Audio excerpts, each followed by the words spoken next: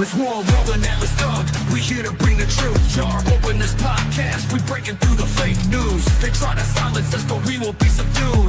We're bearded alpha males here to save the youth. Spitting fire on the mic with the bass Christian takes. Exposing the lies, keeping the demons at bay. We ain't afraid to speak up. We won't be swayed. Jar open this podcast where the truth is laid. Jar openers, cracking open the lies. We're rolling atlas up, we're here to rise. Bearded alpha males saving the youth from the godless demons, spreading the truth. We ain't playing games, we're on a mission to awaken the masses with our intuition. Pulling out the corruption with no inhibition. Jar open this podcast, sparking a revolution. We're not afraid to stand tall in a world full of deceit. We're the voice of reason, bringing light to the street, keeping it real, never missing a beat. Jar open this podcast where the truth meets the heat. Jar openers, cracking open the lies. We're rolling atlas up, we're here to rise. Bearded alpha males saving the youth from the godless demons, spreading the truth.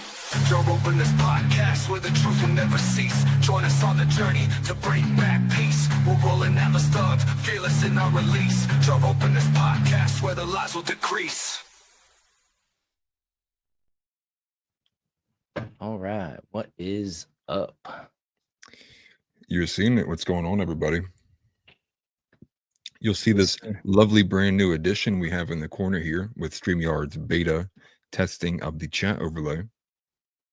Yeah, I'm really excited about that. That was my one big issue, main issue. Only problem I've had with StreamYard was it was virtually impossible to have an overlay and operate StreamYard at the same time. It only has to, from what I understand, it could only have been done from OBS, which is a pain to co-stream from. So glad to see that StreamYard is going to implement that.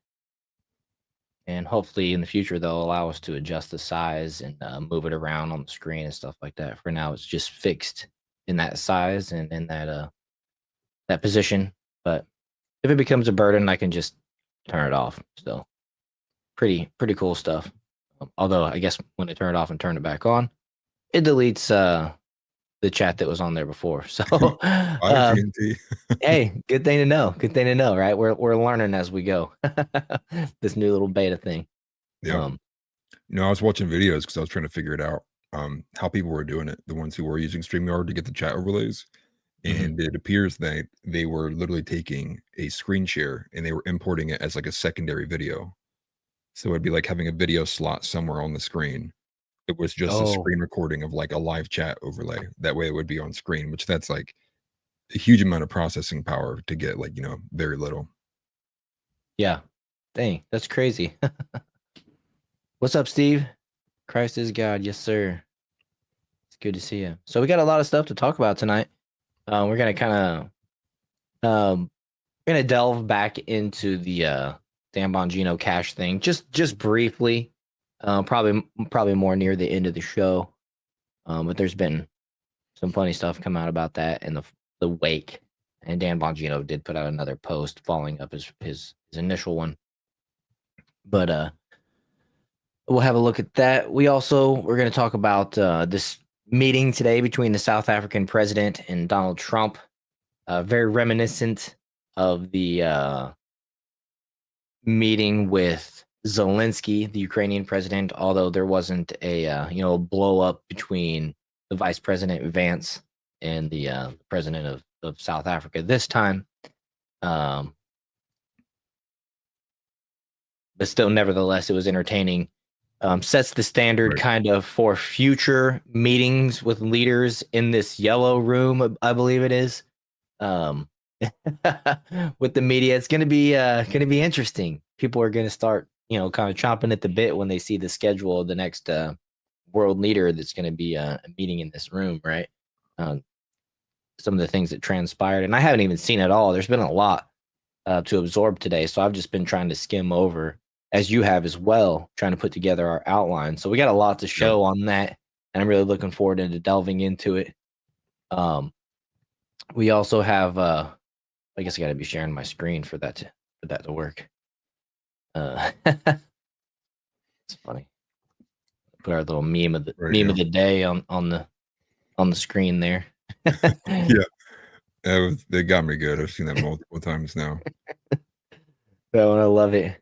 And yeah, that's cool. Thanks for testing that out on Rumble there, TNT. That's awesome that the Rumble chat and YouTube chat and I assume X as well will now all be on the screen.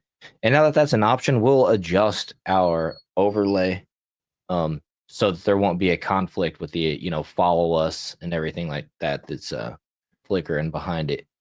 Now that we know that that's an option, we can make our adjustments from our end. But that was just a pleasant surprise. I found out about 45 minutes ago when I went to set up the stream. So yeah, we're also going to talk about this. What's her name? I don't know if her name LaMonica. LaMonica. Oh, I was going to say the LaMonica McIver. She assaulted essentially an ICE agent back around my birthday a couple weeks ago, and we've had some development in that story that we're going to delve down. We got some reactions as well we're going to have a look at, including Scott Jennings. Theo Vaughn is attacked over this heartfelt post. One of those things where I think I don't know. I guess I'll just kind of reserve my thought, but it's an interesting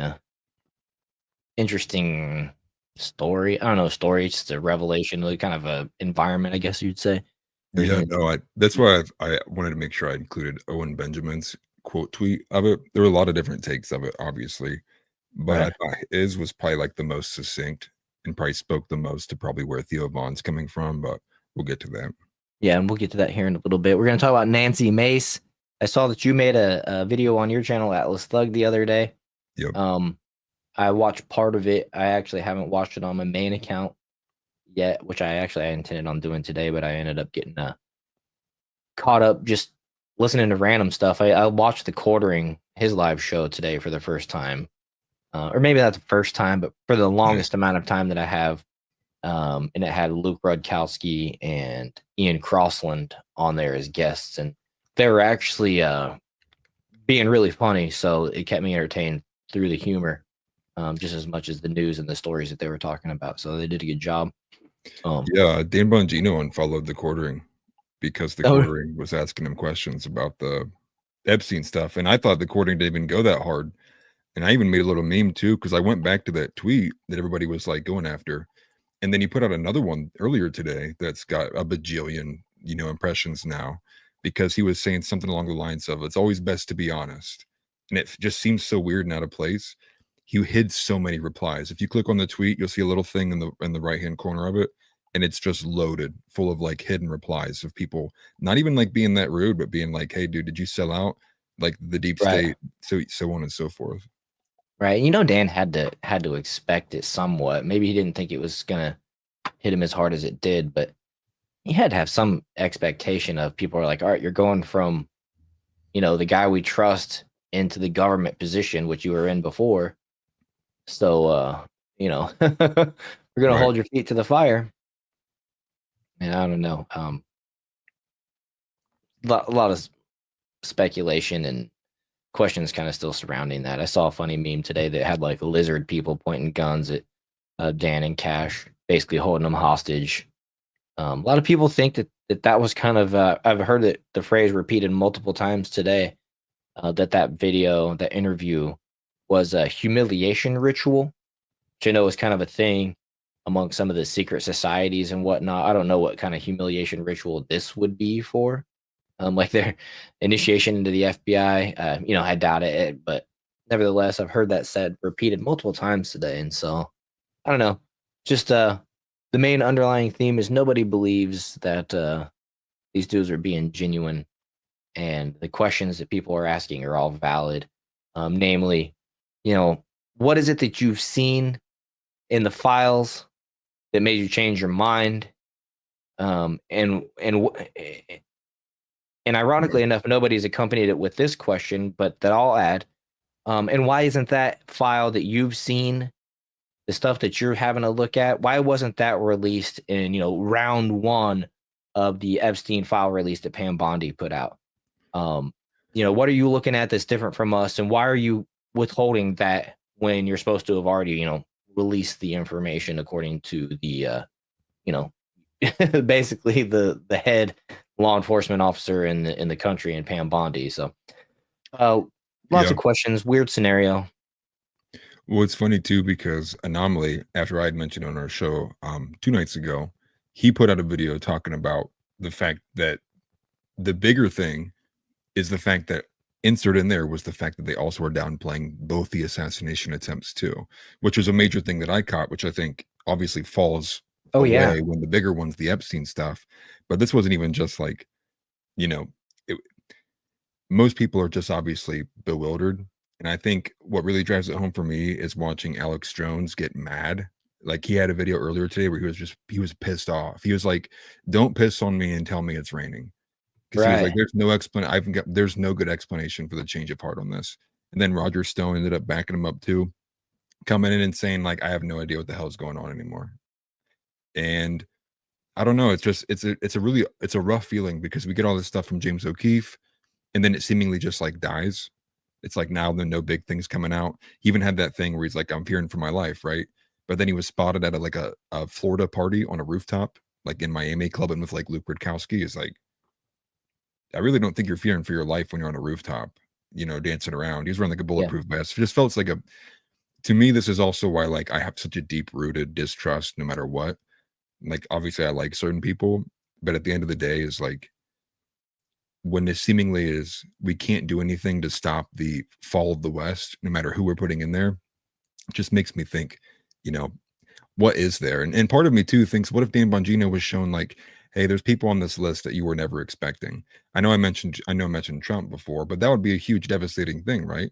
right. Like what happens at that point? If they do find out that actually maybe Trump was a bit more involved than like what we let on, I mean, that would devastate the country, right? Because then you would go from obviously the Bill Gates and the Bill Clintons and everyone else, right? But you even have like Alan Dershowitz going on, what was it, Benny Johnson's show? He was like Yeah, demanding, he's like begging that they release the list, which yeah. makes me think possibly And he maybe was he wasn't Epstein's involved. lawyer. Alan Dershowitz was Epstein's lawyer. It's worth Right. noting as well. Yeah. And he's like, because I'm getting accused and all these allegations are going against me, like just release everything, man. I'd like my name to get cleared.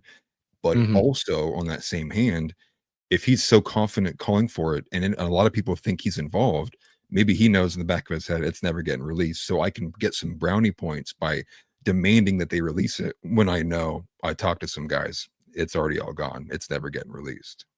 Right. I mean, very well could be the case. In maybe we'll never know. Like everything else that has to do with this Epstein case. Um, it's kind of a black pill moment, to be honest with you. When you get 75 million people to vote for Donald Trump, essentially through proxy, voted for Cash Patel and Dan Bongino to be put into a leadership role. Cash notably was already being speculated. Dan Bongino being like icing on the cake, essentially, that came afterwards. But you get your guy into the presidential seat. You get the majority in the House, the Senate, Congress, whatever. Then you get your guy in the FBI, and then his guy, also your guy, in as his assistant and the deputy director of the FBI. And then they come out, and I'll quote Dan Bongino: "The there you're looking for isn't there, right?" And they tell us that Yeah. there's no there, and it's just like, well, great. Guess Yeah. what? I'm checked out now. I'm checked out. This is a black pill moment of the government is lost if my guys can't deliver any kind of truth. And it's like what Alex Jones said, that I didn't even know he said that. Don't piss on my head and tell me that it's raining. An old saying that applies well here, that Right. if your guy is going to come out here and first interview start telling you the same stuff that you have been told, after saying things like what he says here in this video, things that he said in 2023 and whatnot,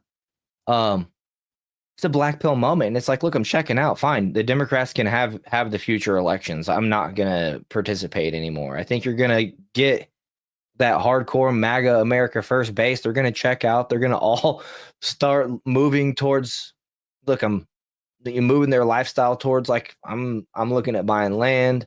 I'm going to homestead. I'm going to care for myself, Right. or take the option like, look, I'm going to sell everything I got. I'm moving to, Costa Rica or whatever it is that you can live cheap and, Right. you know what I mean? And just check out and just none of the above, the entire thing.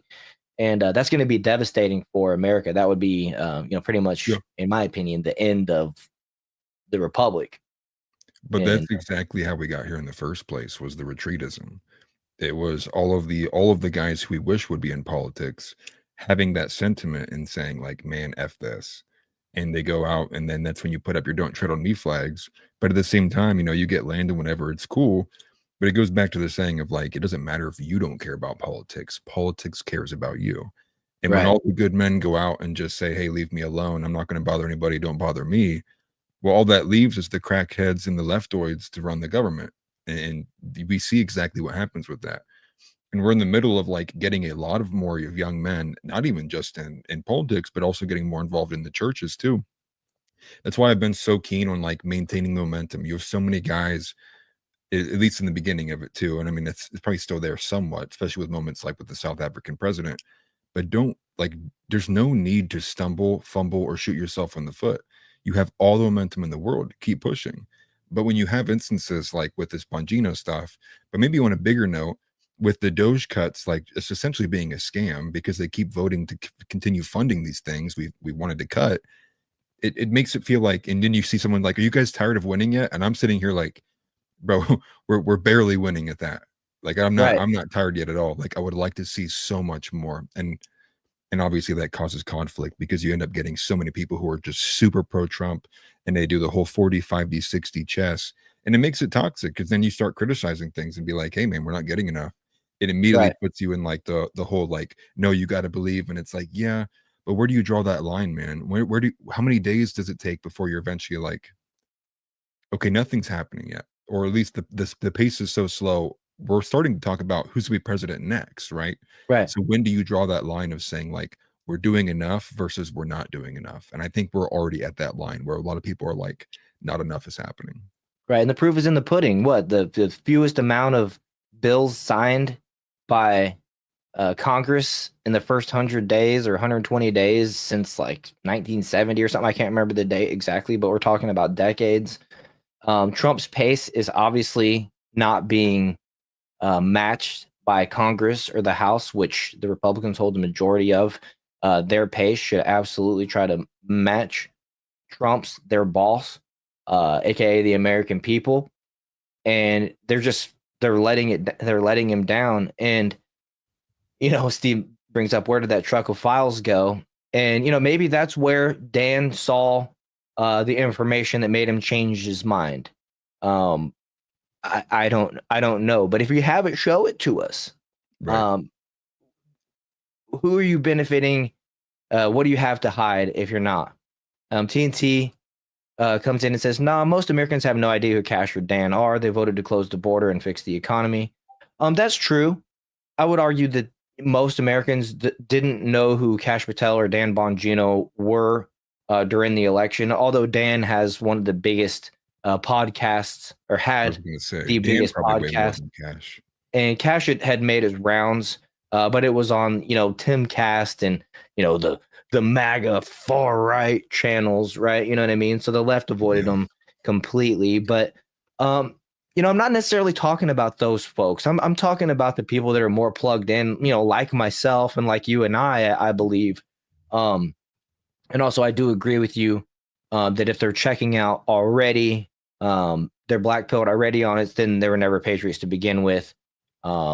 You said it's been a few months, bro. Put things in perspective. Yeah, and I'm just sending out the warning because I completely agree with you. It's still early. I'm still giving the benefit of the doubt, which is time.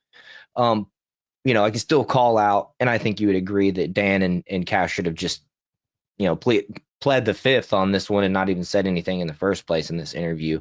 Yeah. Cash even kind of giggles at the introduction of the question when Maria Bartolomo says, introduces the Epstein scenario. I believe it's the Epstein scenario. He like gives a giggle, like I knew this was coming. Now I gotta address it. Right. Awkward feel.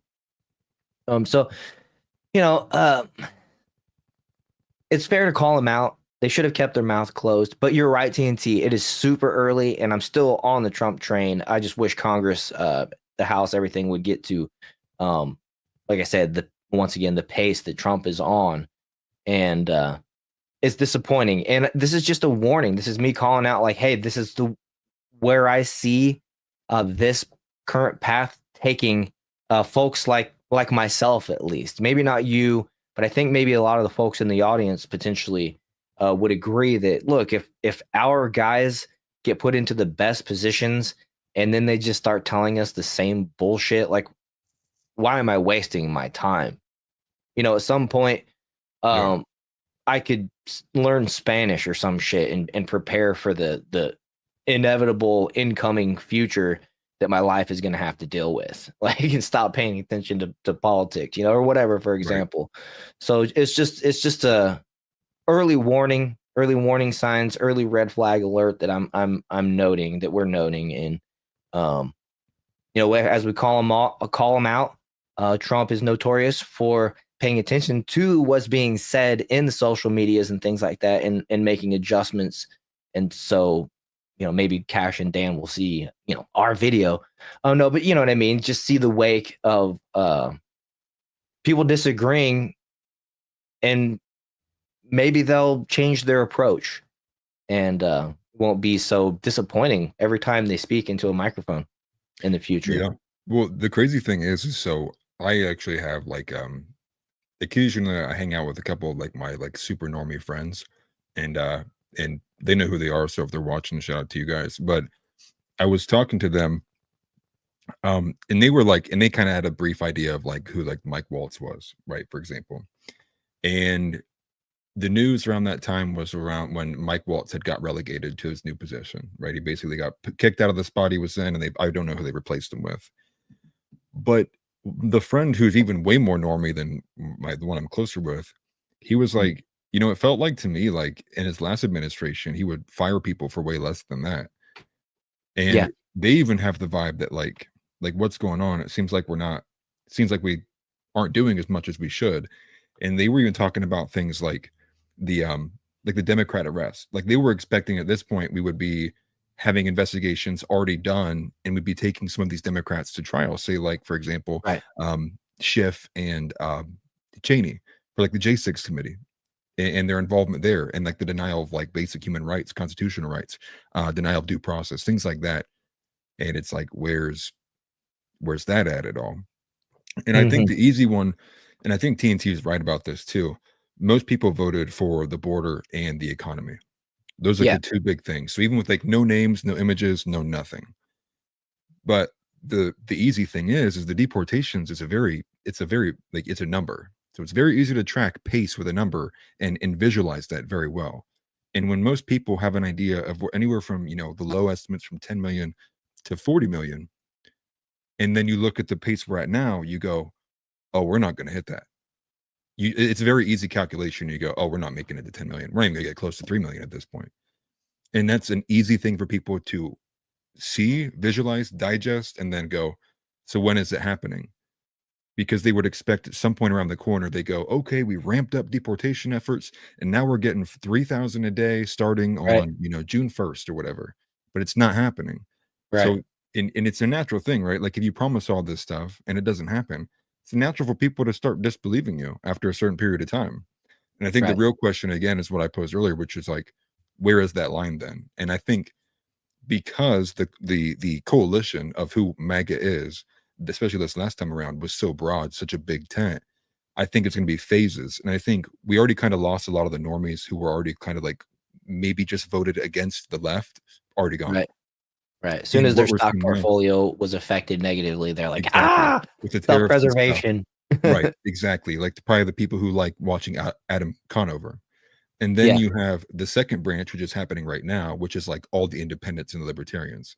which is like the Quarterings, the Luke Rudkowskis, the Anomalies, you know, and that list goes so on and so forth. And then I think you pair that too with some of the rhetoric, like now we get again a second time of Trump calling out Thomas Massie, when Thomas Massie is objectively right about these cuts that we're looking at and they're being proposed through Doge. And it's like you can't keep doing this and then the MAGA base expecting everyone to be right there locking arms like, yeah, Trump's got it all right, because you're giving them too many reasons to go, but what about this? Why isn't that happening? And once you get like 30 questions lined up, it's like, yeah, it's fair, it's safe to say and fair to say there's enough reason for people to doubt what's actually going on behind the scenes. Yeah.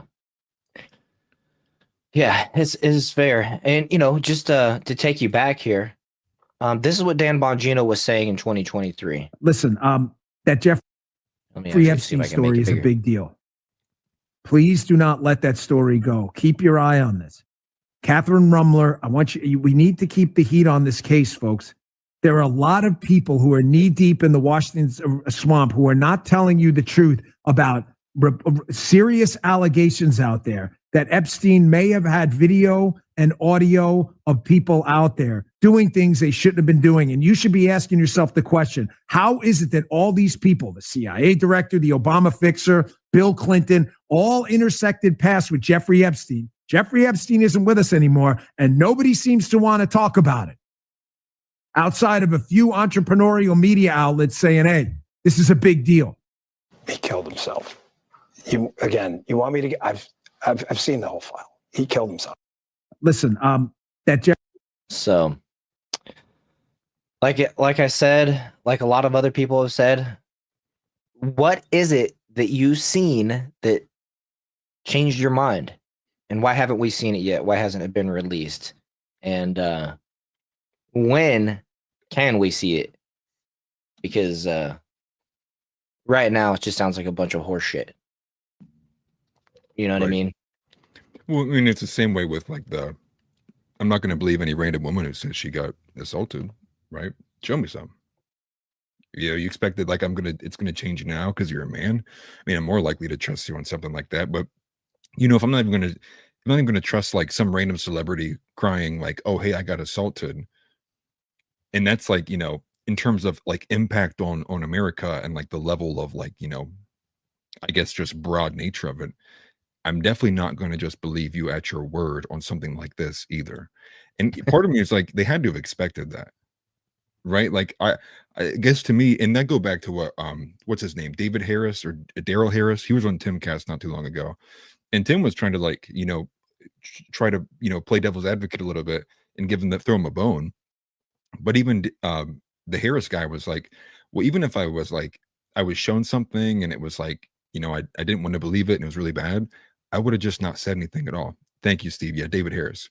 I would have said nothing. And that I think that's what we both agreed to on that show, was like, if that was really the case and it was like, we have to kind of parrot this narrative, otherwise really drastic consequences will follow it, I would have just said no comment. I wouldn't have pushed a positive statement on top of it, because now it opens the ire to everyone going, whoa, whoa, whoa, because that's a whole 180 to what you were saying. Saying no comment could have just dropped it at that. And then nobody would be arguing about it right now. You know what I mean?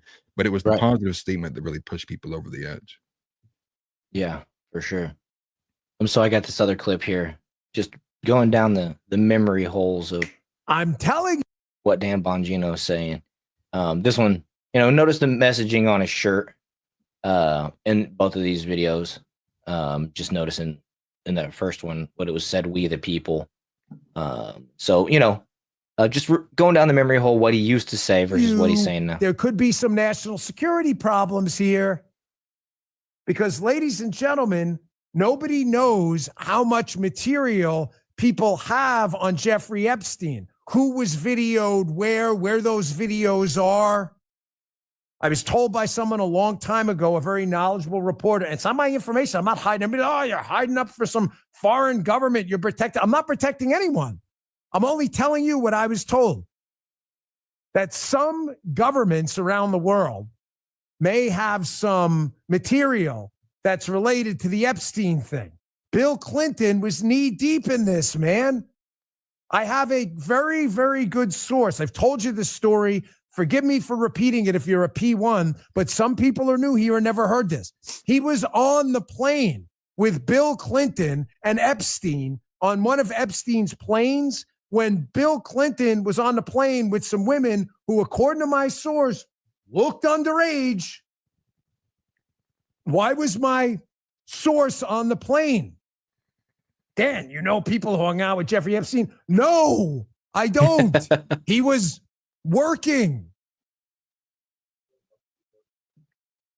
Right? It's unbelievable. The guy killed himself, and now nobody's going to know.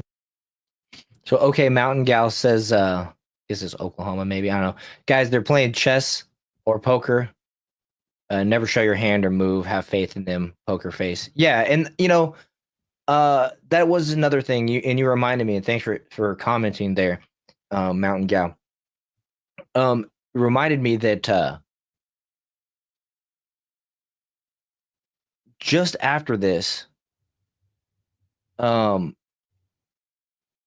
dang it, what happened? Some news dropped in the wake of this that I'm drawing a blank now all of a sudden, dang it. But there's something happened, and I was like, I wonder if this is a result of Dan coming out and saying, and Cash coming out and saying what they said. Oh, dang it, I can't remember now. I'm completely drawing a blank. I was watching so much, taking in so much this afternoon. I'm unsure. The only other big thing I can remember that's relative to this is when Ellen. Oh, it was okay. I remembered. It was Epstein's family came out and said, "Look, no, you're full of shit," and they started releasing information about the autopsy. And so Dan did say, if new information comes out, we'll have a look at it, right? And so maybe they were trying to entice some new information to come out, taking the hard stance that, look, it's officially the narrative that you've been told, and then hoping that somebody like in an angry reaction would actually come out and do something similar to what we saw there with the Epstein family coming out and basically disagreeing. You know what I mean? So that maybe that was some type of move that was being made. I don't know. So thank you for saying that, Mountain Gal, because you jogged my memory there. And yes. So you're saying the family is disagreeing with what Dan was saying? Yes. Yeah, exactly. Okay. Yeah. Well, well, there you go. I mean, what do you say to that, right? Right. And I'm sure that probably being in the family, right? They're probably the ones that might have actually seen a bit more of the autopsy than what maybe the most of the public has seen. And we went through it on the 60 Minutes. Like everything that we've seen that's public about it doesn't match up, right? We went through the hyoid bone and the hyoid bone. Hyoid. I said that wrong like 5 times. The hyoid bone. Yeah, how it was broken in 3 places or broken into 3 pieces. Yeah, and then you have the fact that the bed sheet, 2 things with the bed sheet. One, no blood on it, even though there's definitely visible blood on the strangulation wound, or I should say the trauma on the neck. And then you also have the fact that he was supposedly on suicide watch, but those bed sheets should have never been allowed in there. It's typical protocol. If someone's on suicide watch, you take anything that you could harm yourself with out of there. Right, they take their shoelaces and stuff. Right, and then it was the placement of the wound. The placement of the wound was closer to the bottom and the middle of the neck, where with slump hangings, it's typically right underneath the jaw, and that's what it should have been based on all the experiments everybody did, and just from previous experience, because this does happen in prisons quite often. Right, 100%. So, and the other thing too was he was looking at getting bailed out. He was actually apparently looking forward to being released. So, I mean, if you think you're getting out, you're certainly not going to just end yourself. You know what I mean? Right. Well, and people might remember this too, but he was getting like preferred treatment during that period as well. Yeah. Like I believe the report, and I can't remember for the life of me because it's been years since I listened to it. They talked about how he only really had to be in his cell for like an hour or 2 of the day. The rest of the time he was allowed to like walk around in the snack area where they have like vending machines and stuff. Like he was like not being treated like harshly and like whatsoever. And I believe like there's even points like they thought he had been poisoned at one point. Those are like super early reports. You'd probably have to go back to like 2019 or 2018 to go look at some of those stuff. Mm-hmm. But I remember there was like and then you add in all the other environmental stuff, right? cameras didn't work or malfunctioning, both guards sleeping at the exact same time. Like, there's just too much. And if you're using Occam's razor, you know, you don't want to make all those 100 assumptions and believe a million coincidences. It's easier just to believe that it was a targeted hit. Yeah. Yeah. It's I always forget the name of the theory, but it's just the lowest common denominator basically is the answer, right? What is it? Something's theory. I can't remember. I'm always forgetting. I need House AI probably. He knows exactly what I'm talking about. Paging Dr. House. Let's see. Abigail Shepard says, if no one gets arrested, Trump will ruin his entire reputation and trust with his base. Yeah, that will. And that'll be enough to kind of going back to what I initially said to black pill folks from like, look, if I get Trump in there and, you know, Cash and Dan in there and, you know, deportations weren't delivered, talking, you know, potential, you know, looking back from future 3 years, you know, looking back at this upcoming 4 years. Yeah. And they're not delivered. Yeah, it's going to be like, look, who else can I trust? Who else do I got? Like, right. You know what I mean? It's going to be a real frustrating moment for a huge amount of people that voted for Trump. And that's the thing too, you know, as much as people might not like it, right? Like between, you know, TNT and, you know, Oklahoma Mountain Gal and many others who are hardcore MAGA, right? Who are hanging on full belief.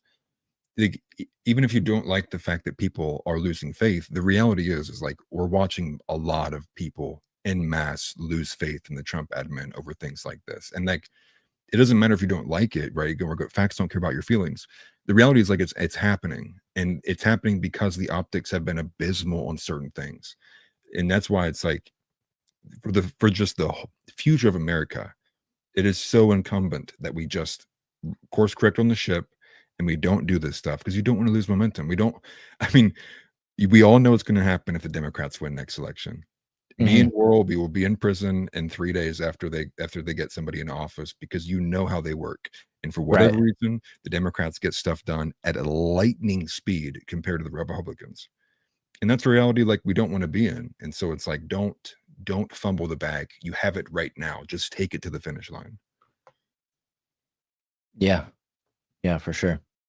I see Titans. Well, first Steve says, we got all the people we wanted. There's really no excuse now. Yeah, and time's a ticking. I mean, to assume that the Republicans are going to have both the House and Congress again at the midterms, which is in, you know, a year and a half, is a bold assumption. So, yeah, time is ticking. We need to start getting things ramping up. And yeah, it's still the beginning, but you know, we get halfway through this, we lose the House or the Senate, it's going to turn into impeachment city, and anything that they've been working for is going to get completely derailed, and it'll be a wasted first, you know, 2 years of the term if they don't start delivering. So it'd be nice to start getting some results like ASAP, that's for sure.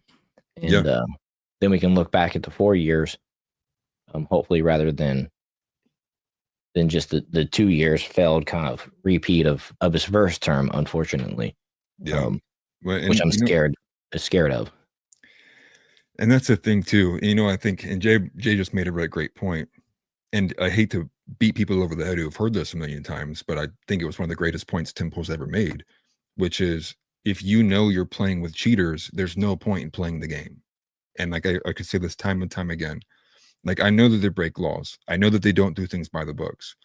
But that's all the more reason why if you play by the books, you are jeopardizing the future of this country simply because you want to do things the right way. There's no more right way anymore. The other side decided they're not playing by the rules. So you only damage yourself, your people, the children on your base, all of your ideologies. That's the only thing that you bear to risk. And right now you're already in a position where people are already losing faith in you. So why not go over the top and do something? This goes even to like the judicial orders as well, right? Like, Who cares if a judge says it? If you know what the right thing is to do, you need to do it. This is the difference between morally being right and legally being right. Like, yeah, legally the process might be this, but if morally, you know, on the other side of that is a raging leftist who wants to implement the most ridiculous, insane policy that will destroy this country further than it already is, you got to do whatever it takes to stop that. Don't care what laws on the books. And I think that's where we're at. And I think there are some people in the administration, namely like Stephen Miller, who's willing to go that way. And then you have many others who seemingly are just like going to keep hands off and kind of like slow it down. I don't think that's the right way. Yeah, I agree with you. Been kind of trying to keep up on chat here. So I didn't really formulate my next thought. I apologize. Want to make sure everybody, looks like we got a little bit higher viewer count than normal. So I want to make sure to ask everybody at this moment to double check, make sure you're subscribed. If you haven't subscribed yet, please do. We just started this channel a couple months ago. We broke it off from our own individual channels into this one combined channel for the live. And so we're starting from scratch, and we appreciate any support that you guys can provide, which is free by simply hitting the subscribe button, liking the video, also of course sharing it, and then please engage in chat in the conversation. We have a nice little building community, and new faces are more than welcome. And then if you want to really plug in, we also have a Discord community, and that link is down in the description, and you're more than welcome and to join there as well. That's a place more where the iron sharpens iron type, and we share pictures of our pets, become a little bit more family friendly and stuff like that, more family like in there. So anybody's welcome to join if you'd like to. Let me know what you think about the thumbnail. I went with a different style today. I caught something caught my attention, and I actually liked it quite a bit. So I've actually been changing the thumbnails like a decent amount in the last couple of videos we've been putting out. So let me know if you guys like the brand new style. I basically copied Turning Point, some of their previous videos, the way they were selling their stuff. Oh, nice. My one critique is they always put that timestamp on the bottom right of the thumbnail. So sometimes, like for this one, maybe ED and owned might be covered up by a timestamp, just depending on what people are watching on, what type of device or whatever. But so I always try to just leave that bottom right kind of blank and whatever. But I do like it. It's a great thumbnail, and I like that you put the jar openers symbol in the top right. I think that's cool. I like that symbol. Gonna have to start making some shirts. What's that? Yeah, I know. The shirts would be nice too. Yeah. Start wearing the jar openers shirt for the show. I think I'm gonna. Yeah, I'm gonna have to go ahead and add them to the Teespring. If I could just press a logo somewhere here, it'd be perfect. So basically, white shirt with the logo. That's all I need. Right, for sure. So I didn't intend on spending the first half hour, 45 minutes of the show rehashing the Dan Bongino thing without even mentioning his follow-up tweet. But at this point, I want to move on to the next story. So, and that was great. That was a great segment. We should actually consider probably cutting that and posting a video. Yeah. One of the dailies. But let's see. Where do we want to go here first? We definitely don't want to bury the lead. So let's go to this first big breaking story that happened today, which was Trump and the South African president, and some of the highlights that we get from these gems when the world leaders come together in this yellow room. I'm not sure what it's really called, but I know they named some of the rooms in the White House after the color they're themed to be, which is what this room is. Yellow. Yeah. I think Trump's maybe turning it gold, but we'll start off with this one right here. This is what CNN claimed. This is how they wanted to present the stage for people, framing it in a way that breaking news: President Trump pushes unsubstantiated claims of white genocide in South Africa during tense White House meeting with the nation's president, the South African president. Yo, take care, Steve. Oh, you're out, Steve? Yeah, man, have a good one. It's nice to have you, as always, brother. Then I want to skip forward, actually, to a video that Luke Rukowski posted 5 hours ago that is CNN defending the phrase "kill the Boer," these "kill the Boer" chants. We've talked about it before. We played it in the past on past shows, and we'll also include it here. But this is, I just want to give you CNN's framing and stuff before we really dig into the story. Been debate over that song, that anti-apartheid chant, right? And for people who don't have a historical context, it does potentially appear more literal. Talk to us about the debate that has happened inside of South Africa with the recognition of how it appears to people when they hear those words. It is an inflammatory song, without a doubt. And many in South Africa, even Black South Africans, don't think it should be sung in a post-apartheid world, 30 years plus after apartheid. But there are many who grew up under those years of white minority rule who understand the historical context of this song, Kill the Boer, Kill the Farmer, that Julius Malema has made popular again. It sort of fell into disuse. It's not been that commonly sung after the end of apartheid in 1994, but it's brought it back again to reanimate the issue of the majority of land in South Africa still being owned by white farmers. Now, this is crazy because, you know, these people that settled this land, let's make sure it's not to be confused. They didn't take this land from anybody. Nobody was on the land. And as a matter of fact, as I understand it, when they migrated there, these settlers, they actually assisted some of the local tribes in getting rid of the Zulu from the area, which was like the most dangerous folks, right? So then they took the land over that they didn't steal from anybody. It wasn't inhabited. They developed it. They became the farmers that were providing the majority of the food to the entire continent, or at least the country. And there was 50 years of white rule, apparently. And, there's just a very serious difference in lifestyle and culture. There's not even a word to translate. What was the word? It was maintenance. The word maintenance doesn't translate into the local language. So like the concept isn't even, there's no concept. It's not even a word. And so like they're operating on train systems that were built in like the 1930s. It basically boils down to without these white settlers, this area would be way, way, way worse off. And so now it's funny because of course it's the minorities. I believe it's like 7% of the population are white. They own a lot of the land. They developed it. They brought kind of Western civilization, Western ideas. It was around the same time that people were settling in the United States. Yeah. And so very rudimentary, technology and stuff like that. And without the Dutch, it was just Africa, right? Exactly, TNT. And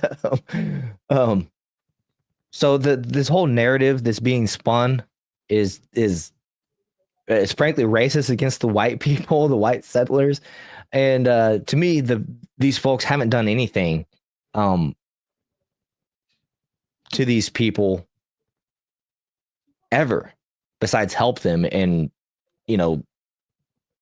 develop and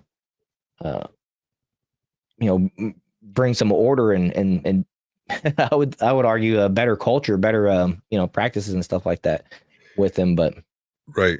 And well, so the thing is like this story obviously has like 100 different angles to it, right? And so basically, you have the struggle session with the president, which is an awesome move, right, by Trump to be like, see, look what's happening here in your country, like what the hell's going on here, brother. Right. But in terms of like the actual specifics of it too, you even get those cool still frames of Elon Musk like staring into the soul of the guy because it clearly doesn't like him, right? Obviously, Elon being from South Africa probably feels a certain type of way being born there. Oh yeah, I have that right here. Yeah, he's like burning a hole into this guy's chest or head, wherever he's looking at to him. Right. But that what you're saying is so major into why this conflict is reaching a point where people are trying to like not talk about it. But it is the fact of just how non-assimilatable, I guess you could say, a lot of the big portions, the majority of sub-Saharan Africa is, in terms of being able to build, first world technologies. And that goes to basic things like bridges. You're talking about roads. You're talking about boats. Even you're talking about sewage, infrastructure. And the Hodge twins even actually had a cool video that they actually reacted to. That was a black preacher just going off, talking about how, like, we haven't done a single thing to make sure that we can maintain this country. And he was kind of opining on, like, what is the issue with the black man, right? Like, what is, and this is a black guy saying this, what is the issue, right? Like, what we couldn't even build one boat, worthy of the sea. We haven't built one sewage system. We haven't built one home that has 2 levels to it. Everything we build here is with mud, and it's one floor. And it speaks again, and with the farmers is another aspect with the food. They leave, massive starvation occurs. More of them die, more starvation. And there's another video you can find on social media where a guy actually returns, a farmer returns, and he's flooded with these people. Like, they're coming in and they're so thankful that this guy came back, because now they know he'll be able to work the land, and they're going to have a lot more food coming in that region too. And it gets to this point of, most people feel like it's even racist to just mention those, like, objective facts, but that's what they are. They're facts. And the longer people want to shy away from the reality in which the things that cultivated inside of the Renaissance, cultivated inside the Industrial Revolution, the technologies and the innovation that came with that, have largely all been from the white European countries. And that's part of the reason why colonization has had such a large impact. And without that, I mean, you would still be having the tribes, right? You pre-wheel civilizations. And I think that's a huge statement, and it's very telling, especially when you see some of this tribalism there too. And then you get the downstream effects of, we're looking at, I think, 70,000 South Africaners will be trying to come to the United States to get citizenship, to flee. Obviously, they're being hunted down in the white genocide over there. And all of a sudden now all these Democrats are, like, angry about immigration status and things like that. And it's like, it becomes clear over and over and over through all these conversations just how far deep the anti-white sentiment runs, and just how far the media will go to make sure that everyone doesn't believe it, or that it's fake. And even Wikipedia says it's not happening too, which they tried community noting somebody's post earlier today. But it's like, dude, no one trusts Wikipedia. Right. This isn't a good source to use for community notes. Get that shit out of here. Right, exactly. That's funny. So yeah, King Solo Wings mentions, he says, there's a great clip of 3 Africans talking, one talking to the 2 others, about how they don't have a word for maintenance. And I believe that's what I was, you might be talking about the same thing. I looked it up, and here, let me just play this for you, because don't take my word for it. You're trying to say that, from what I'm understanding, in third world countries, anything that is not under maintenance is because, we don't care. No, you care. It's not in the concept. Travel the 54 countries in Africa. Ask each person in every country, what is wrong with your country? Leadership. All of you say the same word. So let me ask you, since 1960, the country has been picking the wrong leader every 4 years. Not a single railway built by the British is in Nigeria today, but the one they built in their country that same year, it's still running. Not a single railway built in Ghana in 1960 is still there today. What do you know in that country that has been properly maintained by the people every day and it works perfectly? It's hard for people to maintain things when they're not gaining a lot. No, it's hard for people to maintain things when they don't have the concept of maintenance in their culture. What is the one word in Igbo for maintenance? Maintenance is, there's no direct English word for that. It doesn't translate directly to maintenance. That's correct. How about you? It doesn't translate. That's correct. But it translates to, like, take care of. No, that's not maintenance. What is the one word for repair in Igbo? Imezie. Exactly. What is the one word for repair in You see, I'm driving you to somewhere. What is the one word for democracy in Igbo language? You don't. How about you? You don't. You're trying to practice something that is not in the concept of the language. There is no African country, and I've done it through Kenya, I've done it all, that has an equivalent of the word maintenance. Well, in order to maintain something, you have to have it first, correct? No, if I leave it for you, you can maintain it. The British left a lot of things in this country when they left. They established the hospitals, they established the fire station, the post offices, the railway lines, the roads they built before they left. You are not able to maintain it because you don't have that concept. Because your environment, the tropical environment of Africa, the way you build your houses, the material you use, you don't require maintenance. So this is news to me. Like, I focus on America mostly, right? And to learn that the British settlers went there, they built roads, hospitals, railways. Then they were basically pushed out of leadership, from what I understand. Abandoned, evacuated the area, and then everything fell apart because of like what this guy is saying. They don't even understand the concept of maintenance, or it's just, I guess when something breaks, it's broken. Could you imagine if your car breaks down and you just, all right, lost my car? I mean, that's just the craziest mentality that, I just can't even fathom. But, Right. I guess this is a normality over there.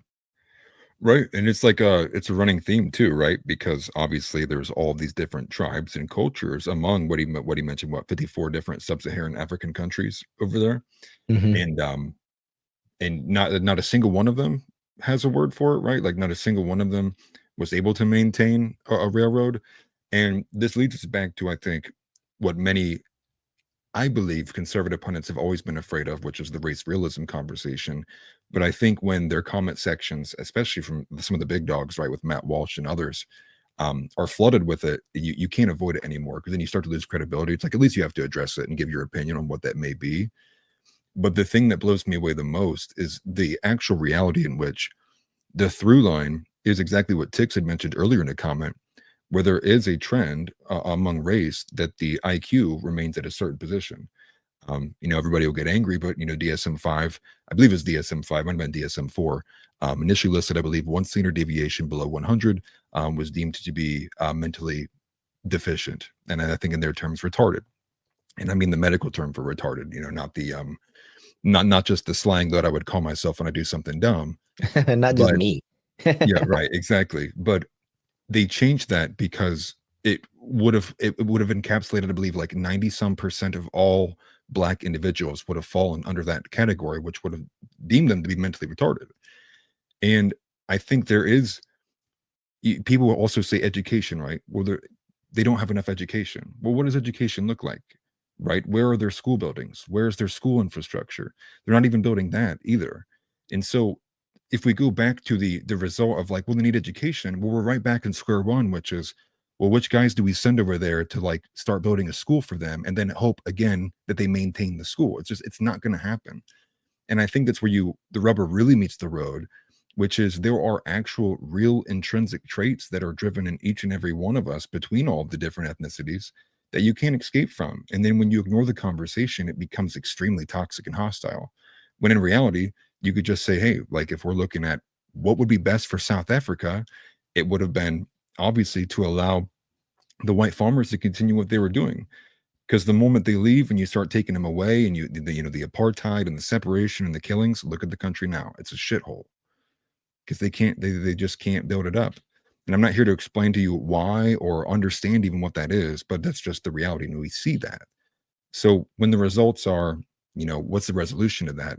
I don't think going over there and building schools and hoping that they maintain the same way that they didn't maintain railroads and basic roads and other infrastructure, it's just like, it's kind of be like a lost cause. You just end up like wasting money at that point.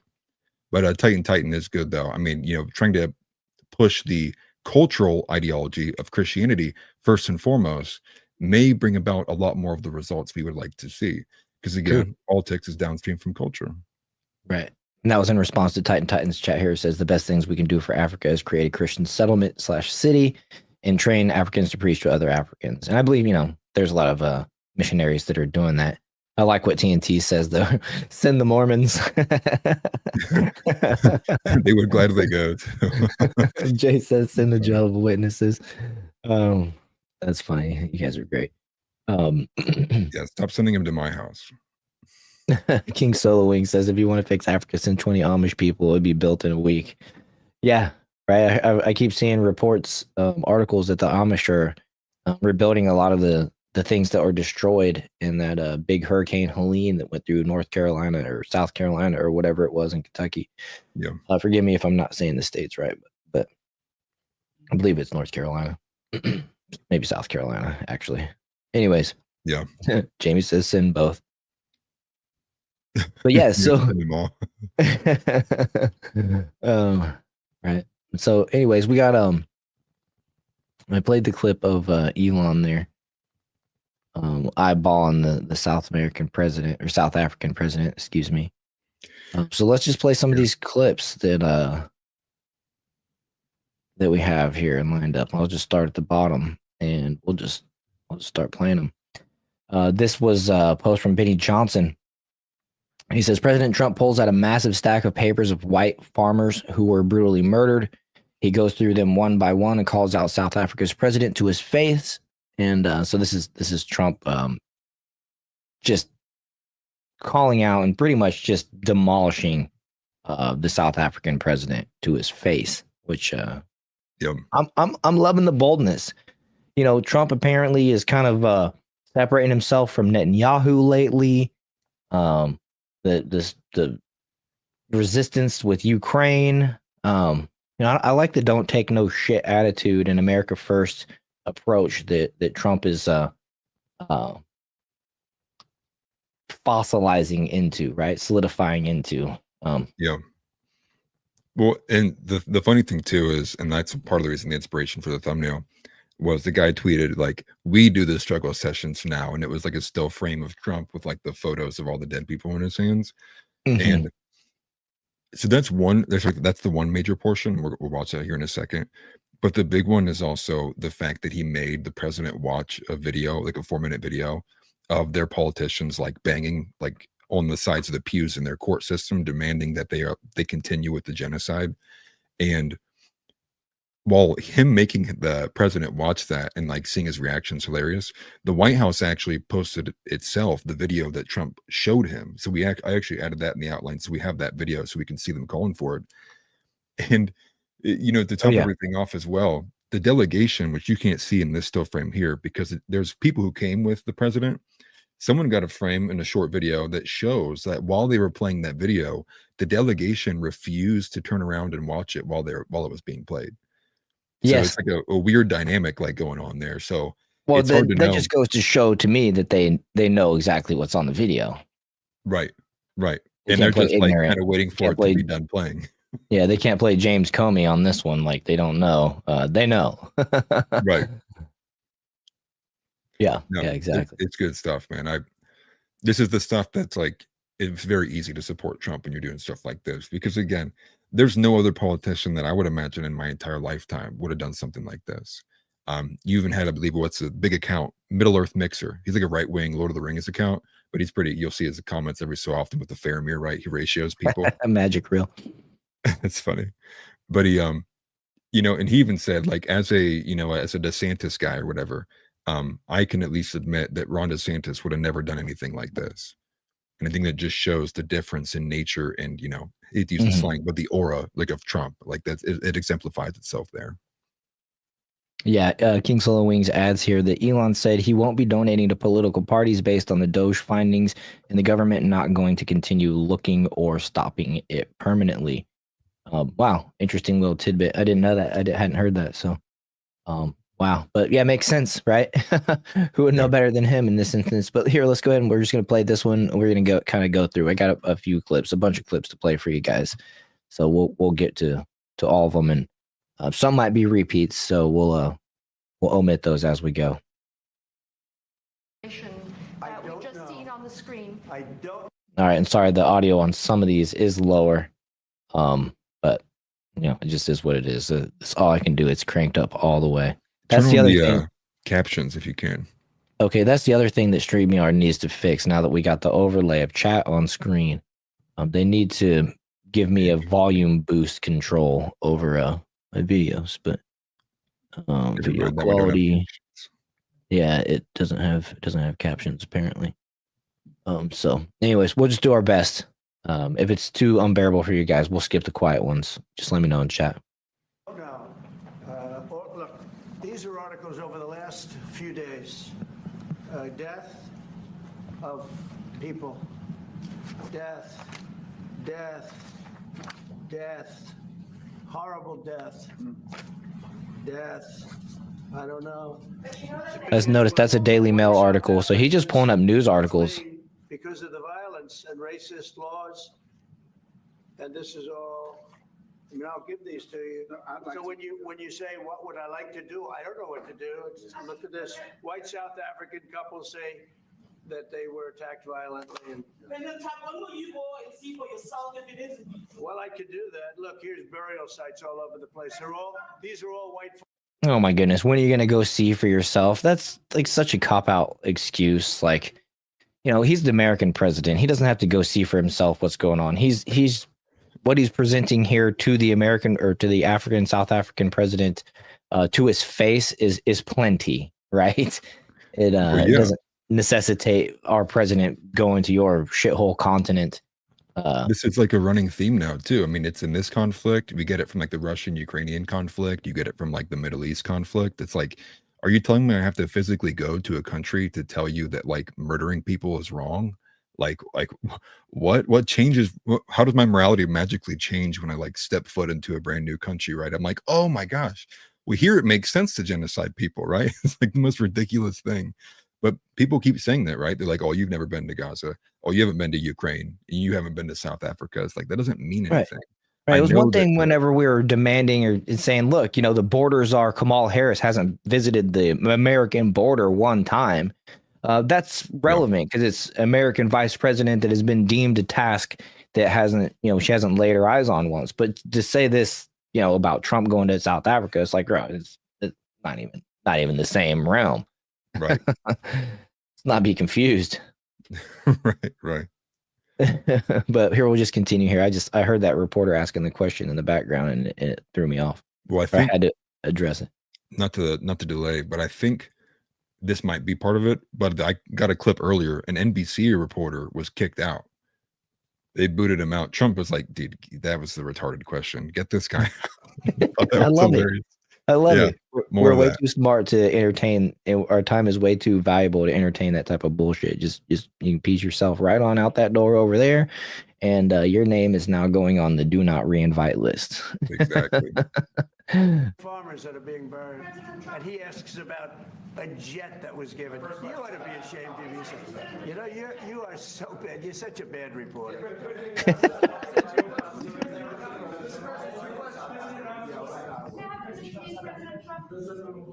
Yeah, he's just going through the list. I mean, it's just a huge stack.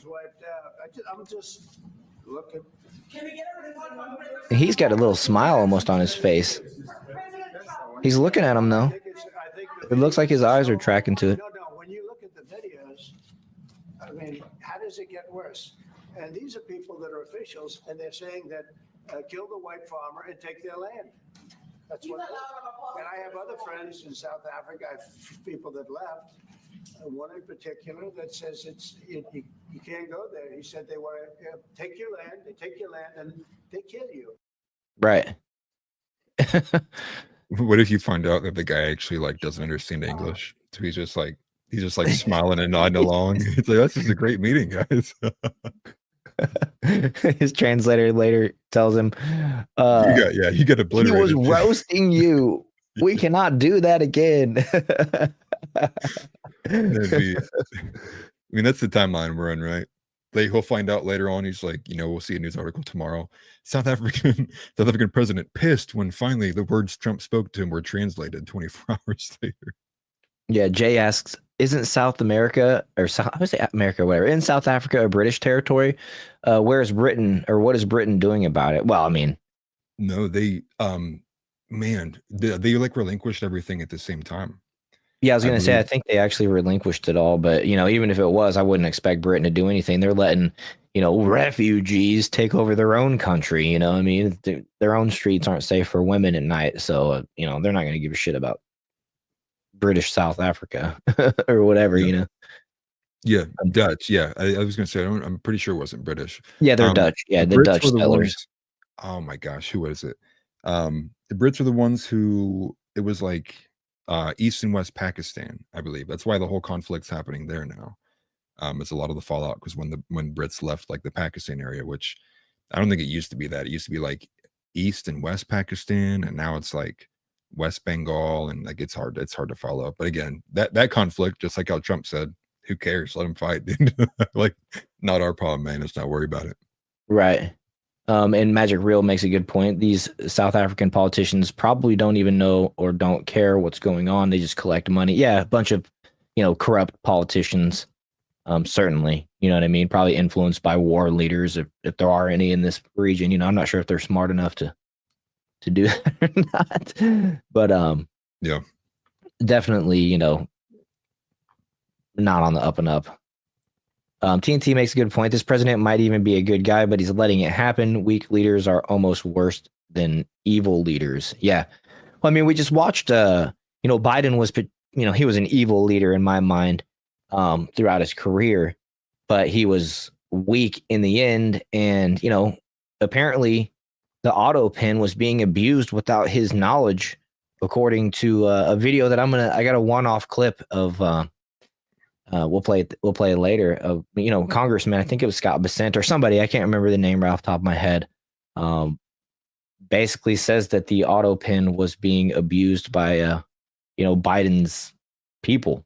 So I think that they named someone specifically. I think they named Anita Dunn as being one of the people who was doing it.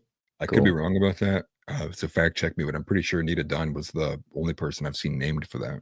Right. Not to derail, but that's a very valid point that you make there. Weak leaders are almost worse than evil leaders. When they're both, man, you get what happened to the United States over the last 4 years. On the lighter end of things, probably, you know what I mean? Yeah. That could be much worse, but still, the damage that was done is going to be hard to repair in the same amount of time, and that's all time lost for progress. Right. Let's see here. And we have this video that the lives of TikTok is the one of him showing the video to the guy. Okay. But I figured instead of watching that, because obviously it's just uncomfortable, to watch what they're actually showing on footage. It was just hilarious because Trump's like, dim the lights. We're gonna do this like elementary school wise. We're gonna that's fantastic. Turn the lights off and watch this video together. Gather around in class. We can play it muted if there's no real relevant audio. Well, I'm gonna play at the beginning, and then we can talk over it, and I'll mute it as they watch. Well, we won't watch the whole thing, but just to show you guys.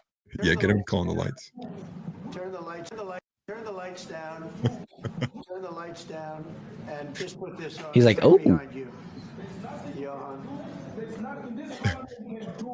We have this lovely presentation for you. So I don't think this guy knows what's coming. He's all smiley and stuff like that. He's like, oh, cool. We get a presentation, special treatment. Had no idea what hit him. From the president, from no one. We don't care. We can do whatever you want to do. Who are you to tell us whether we can occupy land or not? We are going to occupy land. South Africa occupy land. That's who we are.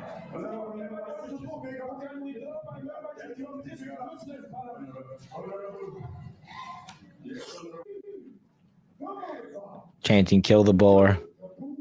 Yeah.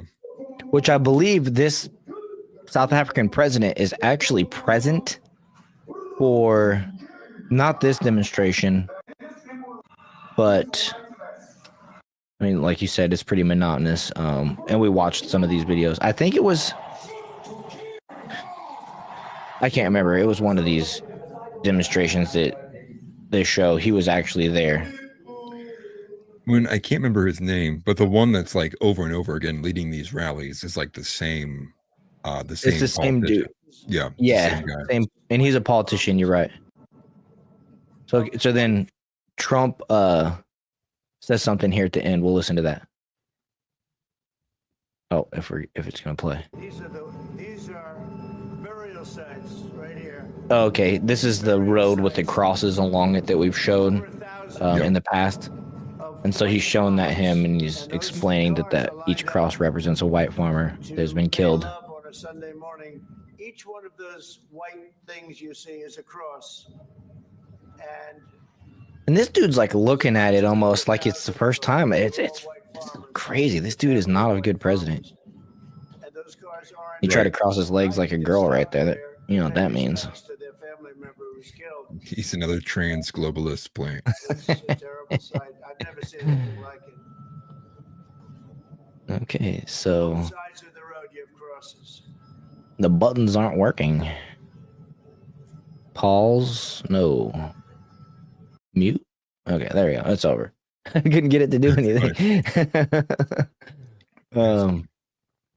Don't turn the. Oh god. Jay. Don't turn the lights down. I gotta read the rest of that. Yeah, I want to see their faces. Oh, that's funny. Turn the lights down, but not too much. Not too much. Turn the lights down too much becomes a joke. We're not joking. This is serious in here. Titan, why are you gay? Yeah, right. Where's that guy when you need him? We need a hero. No, he should have brought him in. Trump should have been like, we're gonna bring this guy in and just have him ask this question. Oh, it's hilarious. Yeah, you are gay. Why are you gay? You gotta love that.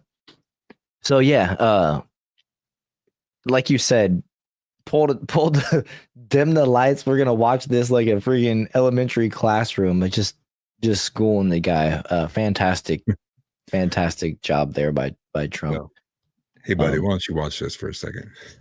Right. Let's just make sure that you know what we're talking about. Like you can't plead the fifth on this after we show you this. And what you do in the upcoming months, weeks after this meeting, now that we know that you know this, it's going to have a lot of weight on how the U.S. treats them. I hope is the message that they sent him off with. Right. Oh, that guy has his own YouTube channel now. That's awesome. TNT took the words right out of my mouth. Basically, it would be interesting if he heads the people.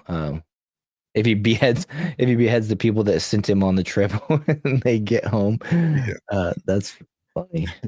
I just got humiliated. Someone's got to die. Turn down the lights and the TV starts floating out of the room. That's why don't turn the lights down too far. Mm-hmm. All right, that's enough of that. So this is funny. The South African president actually brought white golfers with him to try to prove there's no systemic persecution of whites in South Africa. This is when the golfers, Retief Goosen then tells Trump that his dad's farmer friends have been killed and farms are constantly being burned. So you roast the person that brought him, essentially. Well, isn't it funny? This is like the only time I might have ever seen a reverse token where the black people are bringing the white guy. Nothing's going on, man. Look at these white guys. So the first ever token white guys in history talked to President Trump today, and this is what they had to say on the behalf of the South African president. I grew up in an area in South Africa that is a farmland area, Polokwane, and there is some issues up there. Obviously, my dad was a property developer as well as a part-time farmer, and yeah, some of these buddy farmers got killed. The farm is still going. My brothers run it, but it's a constant battle with farms they're trying to burn the farms down to chase you away. So it is a concern to try and make a living as a farmer. And at the end, without farmers, there's no food on the plate. So we need the farmers to produce the food. It's so remarkable how that concept of without farmers, there's no food is lost on these people. Like everyone involved over there. It's crazy. And apparently this has been done before. When the British evacuated the first time, the locals took over the farms and didn't know how to grow crops. So essentially got nothing out of it. He wouldn't do it. He wouldn't even want to do what you're doing. Right? They love farming. They don't want to leave. But it's a struggle. Yeah, and food and fresh water is the most important thing in life. Without those two things, you can't survive.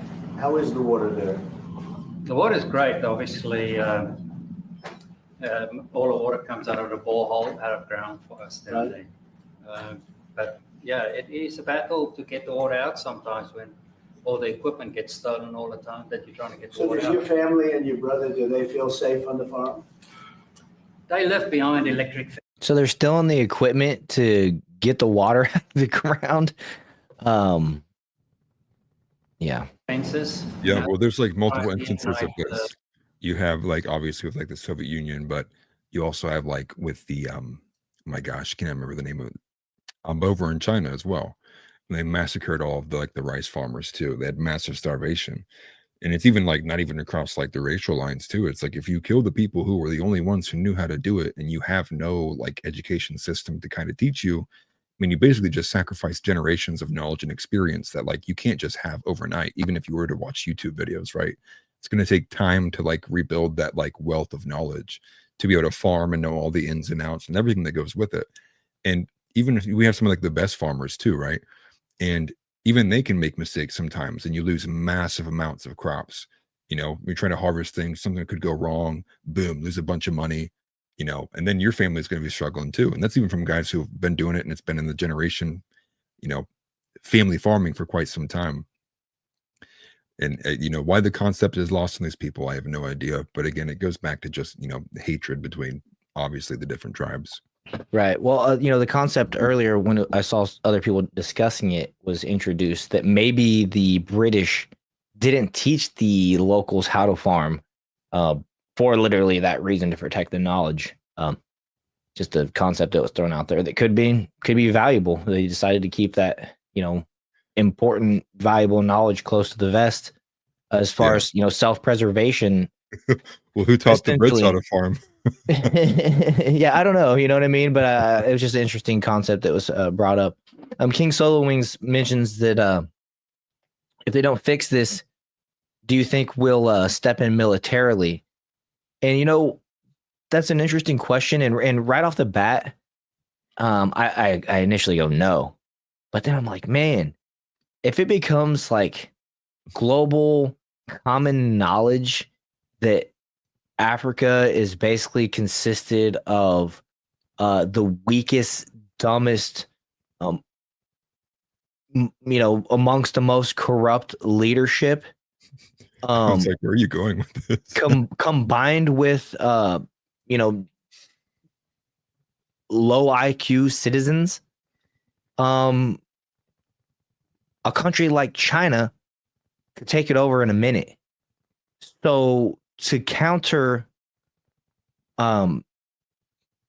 that for American preservation in the future, we maybe should consider and I'm just spitballing here, but some light form of, and I'm not even talking nation building, 20th century conquering. You know what I mean?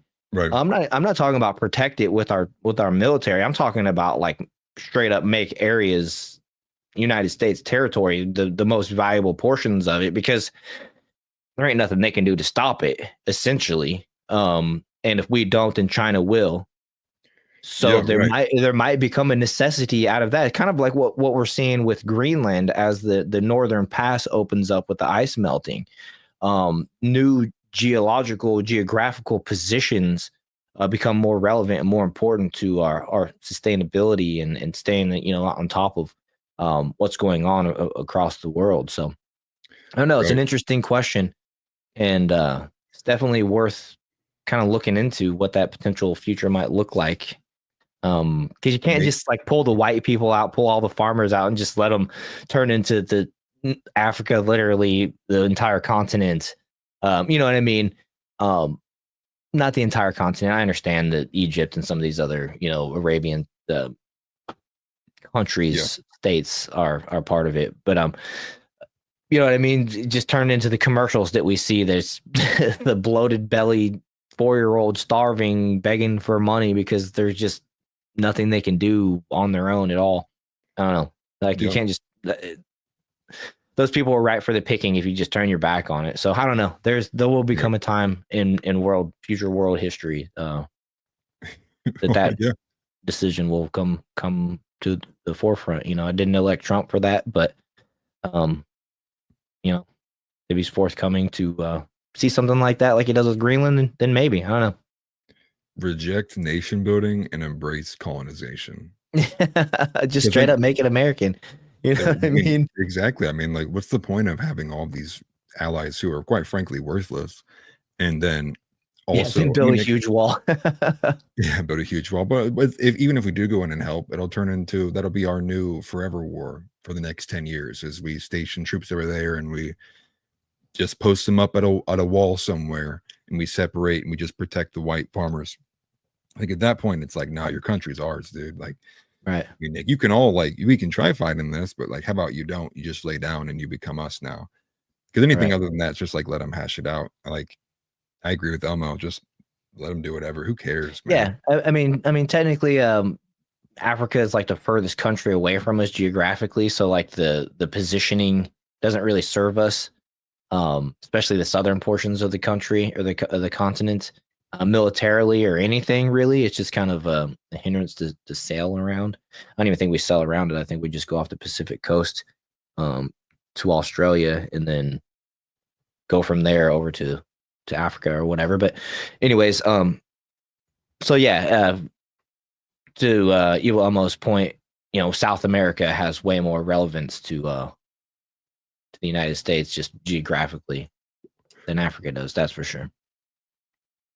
Right. I'm just spitballing concepts. You know what I mean? The question was asked, should we send in the military? And just thinking like, what would the potential, if ever, need for that to be? What would that look like? And maybe it's some kind of race. Maybe we discovered that they have super rare mineral that we need in the future or something like that, and China and the United States basically race to it. I don't know. Yeah, but just let it be. Yeah, I mean, bringing the refugees, I guess, obviously the ones that might actually have a legitimate claim, but I even hesitate to say that just because right, the mass deportations, right? It's like we haven't even deported like 70,000 people yet, I don't think. So let's not bring 70,000 more. We'll break even. Right. I can't really advocate for bringing in people right now. Maybe these refugees to make the exception, because these people come in, they wave American flags, and they seem like they're going to pretty much immediately begin being a positive effect on the culture and job market and just the progress of the true progress, not some progressive bullshit, but true progress of American, ideals and stuff. Right. Yeah. Magic Real says China is mining the shit out of Africa right now already. Yeah. So I don't know. We might just leave it to China because it's on their half the hemisphere and it's just too expensive for us to even worry about it. Evil almost says there's no upside to sending the military. People would say we're stealing land, blah, blah, blah. Yeah, exactly. That's why I just basically said embrace that we're just going to conquer it and make it, what Eastern America, you know what I mean? It's straight up Eastern United States and, whatever, but it's Could just be all more hands-on Liberia. Yeah. Yeah. But yeah, give South Africa to the Palestinians and move the farmers to Gaza. That sounds like hell for the farmers. I don't know. You never know. They might actually they might have more of a peaceful scenario that way. It's racist to have people act civilized. Yeah. I think at this point we're realizing that civilization itself is just inherently racist. Right. Evil says it's racist to have people act civilized. Yeah. Clear the rebel, good to go. Exactly, TNT. Let's not forget 4.5 million more we can trade. I'd be okay with that. We trade 4.5 million. We send all the Venezuelans to South Africa. Be like, hey, not going to prison, but like, good luck. Right, exactly. For real. We have people to trade. They're not ours, but we have them to trade. Yeah. But yeah, I'm just to round out my point there. I'd be hypocritical to say bring in any type of refugees besides these folks. I get it. This is the true use of refugees, the use of it in asylum, rather than what we've been seeing in our southern, the invasion of our southern border. But I've said multiple times, and I still stand true to this point. This concept idea: all immigration into the United States, legal, illegal, should probably be shut down. And I'm going to go with Myron Gaines on this and say for the next 5 years. There should just be a moratorium on immigration to the United States for 5 years while we lick our wounds and figure out what the hell we're doing here with the people that we already have. Yep. So I'd be okay with that. If you're American overseas, of course you could come home, but other than that, we're not taking on anybody right now. Full, essentially. Yeah, I agree with that. Yep. Yeah, shut it down, Magic Reel. I agree. But yeah, I mean that was basically this story in a nutshell. Beautiful struggle session you never were expecting to even get in the first place, and then Trump wows. I'll take it, man. More of this. Right. Well, here we'll just show some more of these clips here because this was funny. This is what you alluded to earlier, where they sat there with their backs to the TV, and these people didn't turn around. It's just another angle of what we've already seen, I believe. But they're just listening. The shame.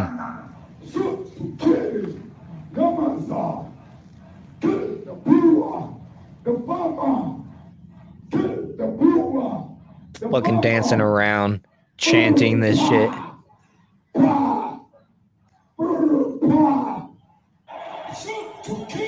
This guy turned around, but it was because he actually wanted to watch. He wanted to see it. He was excited. He started tapping his foot. He's fighting the urge to say it himself. Right. And then we have this is actually Elon Musk. I don't know if this is a response directly to it, but this is him talking about how the South African government treated him as a native South African white. And this is a practice that's going on across the board to all white kind of business owners and things like that right now. Not otherwise. And so now I'm in this absurd situation where I was born in South Africa but cannot get a license to operate in Starlink because I'm not black. Well, it looks Does like that that's seem about. right to It you? looks Does like seem that. right to you? Looks like that's about to change. I just asked you a question. Please answer. Does that seem right to you? Well, those rules were designed to bring. Yes or no? Those rules were designed to bring about an era of more economic equality in South Africa, and it looks like the government has found a way around those rules for you. I asked you a question. This is your interview. Everyone wants to hear from you. I asked you a question. Yes or no? Not for Racist me. laws, yes or no? Not for me to answer. I have got a question for you. What a snooty response. Yet the government has figured out a way to work around for you. It's like, no, I just told you they're not letting me operate Starlink. The hell are you talking about? You trying to spin this around on hate the billionaire again? Like, let's play another round of hate the billionaire because it's worked so many times before, and ignore the question that I just asked you directly to your face in front of this crowd. It's total coward. I'd be like, dude, I'm not doing this. Yeah, total coward, right? So here we'll finish the last 15. About your government work, though, and the amount of savings. Why do you like racist laws? This is not for me to answer. Come on. Yes, it is. Now, you wouldn't be trying to dodge a question. So you have to ask a question. I answered my question. No, you answer. Not otherwise. See, and that was her audience, and they laughed at her a couple times because the absurdity of what she was presenting. And there's no other way of explaining it or justifying it. He asked her a straight up question. She resisted it. And so then he's like, okay, so you're okay with racist laws. Completely called out to her face. I love it. This reminds me of when Tucker Carlson was calling out those woke reporters when he was on tour and he went to Australia. And they're asking him about this question. That was like my first viral video. Not even truly like the definition of viral. I think it got like 100,000 views in a week or something like that on my main channel, America First TV.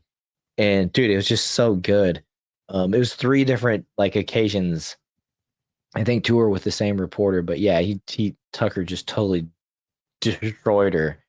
And I'm gonna have to go back and watch that just to refresh, because that was just such an enjoyable, like, good moment, dismantling of what we've seen, like, narrative wise, just to their face. Somebody finally with the cojones to just be like, that's a bullshit question. Here's why. And you just doubled down, and that's even more bullshit. Oh, I loved it. So good.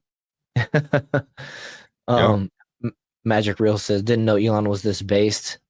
Yeah, I think the lefty woke cult has targeted him to the point where, he had to pull Tesla out of California was kind of the initial thing. Then they got his son, transed his son into what they do. He's literally said, I woke culture cost me my son. A quote from Elon's mouth. Then, of course, what we've seen in the wake of the election after he supported Trump, the targeting of Teslas, the Tesla dealerships, everything like that. You know what I mean? It's just forcing him to be more and more based. You just by no choice of his own, almost. Just the results of a natural environment that he's going through. Right. But truly, yeah, he's becoming more based. And it's nice to have somebody like him on our side. Restored us the freedom of speech that we get on X. You know what I mean? It's not like the law of freedom of speech. I'm using it as an expression. Freedom of speech literally just protects us from speech, from the government persecution. But finally return a platform where we can say some of this stuff that was just basically blocked from social media completely for a while there. Right. Jamie's taking off. Thanks for being here, Jamie. I'll catch you later. We'll see you in the Discord. Yeah. Glad you were able to avoid all the tornadoes and stuff like that have been going on, and hopefully no future weather gets you. Of course, keep those cats safe. Right. We're about to get to the good part. We're about to just shit on women here for a second. Let's see. What else do we got real quick? I'm going to play Scott Jennings' take on this, and then we'll move on. I like Scott Jennings a lot, and he's like the only voice of reason over on CNN, and I like watching him kind of dunk on these people as well. So we'll check this out, and then we'll move on to the next topic. Whether you call it a genocide or not, the facts are white farmers in South Africa have been murdered. A lot of people have tried to cover this up. A lot of people in, I think, media in the United States have tried to cover it up. Obviously, the South African government doesn't want to talk about it, so it was kind of a boss move for Donald Trump to roll that television in there today. And I think even the agriculture minister in the Oval Office confirmed that these people are, in fact, being murdered. So my question is, if it's not a genocide today, how many do we want to let get murdered so that people around here can be satisfied? Okay, now it's a genocide. Let's let a few more. I don't understand. We're talking about 50-something people they were trying to let in, and everybody's losing their mind after we let in 20 million illegal immigrants over the last several years. 40 million. The president is trying to prevent genocide from happening any further to these people. They are clearly being discriminated against. Some have been murdered. This was an interesting spectacle in the Oval Office today, but it had to happen because I don't think anybody was telling the truth about it. Yep. So I love his takes. I just wanted to include that. Kind of speaks for itself, honestly. Not a whole lot I can add to it. Right. Taylor Hansen posted this here. I just returned from filming multiple documentaries in South Africa. I can assure you no one in South Africa sleeps with their doors unlocked. That illusion of safety is reserved for 1% people like Cyril, whatever his name is. So yeah, he's basically just contradicting the narrative. Cyril Ramaphosa is the president. Okay, I figured I wasn't gonna try his name. Yeah, they're living in mansions 24/7 with armed security. Meanwhile, the average South African installs burglar bars, panic buttons, razor wires, sleeps with a gun next to the bed, praying that they will live to see another day. So, yeah, this is a serious thing for these farmers, and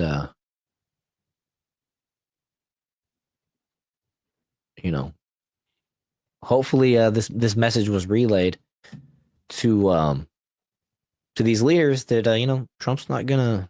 I don't know. Maybe that I assume there's something that we can leverage against these individuals. You know what I mean? As leadership to tell them to get their their shit straight, essentially, to their people. Yeah, seems like the comments are also getting to the news of Dan Bongino doubling down on what he said about the Pennsylvania rally as well. Yeah, I saw that, TNT, and I'm glad you mentioned that, because yeah, that makes the whole scenario even more confusing, right? Yeah, I mean, and he brings up the point which I had made too before, which I made last show. Yeah, I mean, we make it a rule that if you want to be in a position of power, like in the FBI or something like that, you can't have a family. You have to be an incel. Right. Can't have anything that can be used for leverage against you. Right. You got, It's just so obvious, isn't it? It's just I don't know. It's just crazy. Right. But yeah, Jay's saying Bongino sold out is official. Yeah, it's crazy, man. Yeah. How about no more FBI or CIA? Yeah, I'd be down for that. You know, Cash, I think it's crazy that they're moving the FBI building. And I bet it's because there's decades old, trackers, monitoring devices put in every single phone, light switch, outlet, plug in, a light fixture, desk, you know what I mean? So it's just, who knows? They spied on Trump incoming in 2017 when he took office.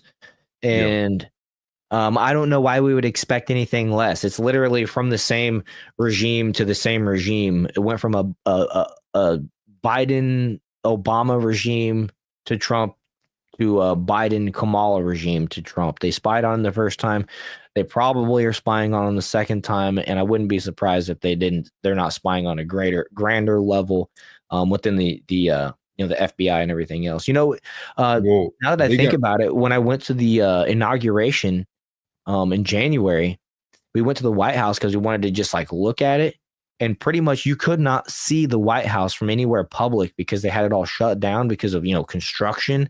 But it wouldn't surprise me if they weren't in there rearranging, tearing out walls, you know what I mean, basically cutting out all of the old and putting in new for a preventative of that type of surveillance and spying to be repeated this time. There's another story that's not been reported on very much at all that goes with exactly what you're saying.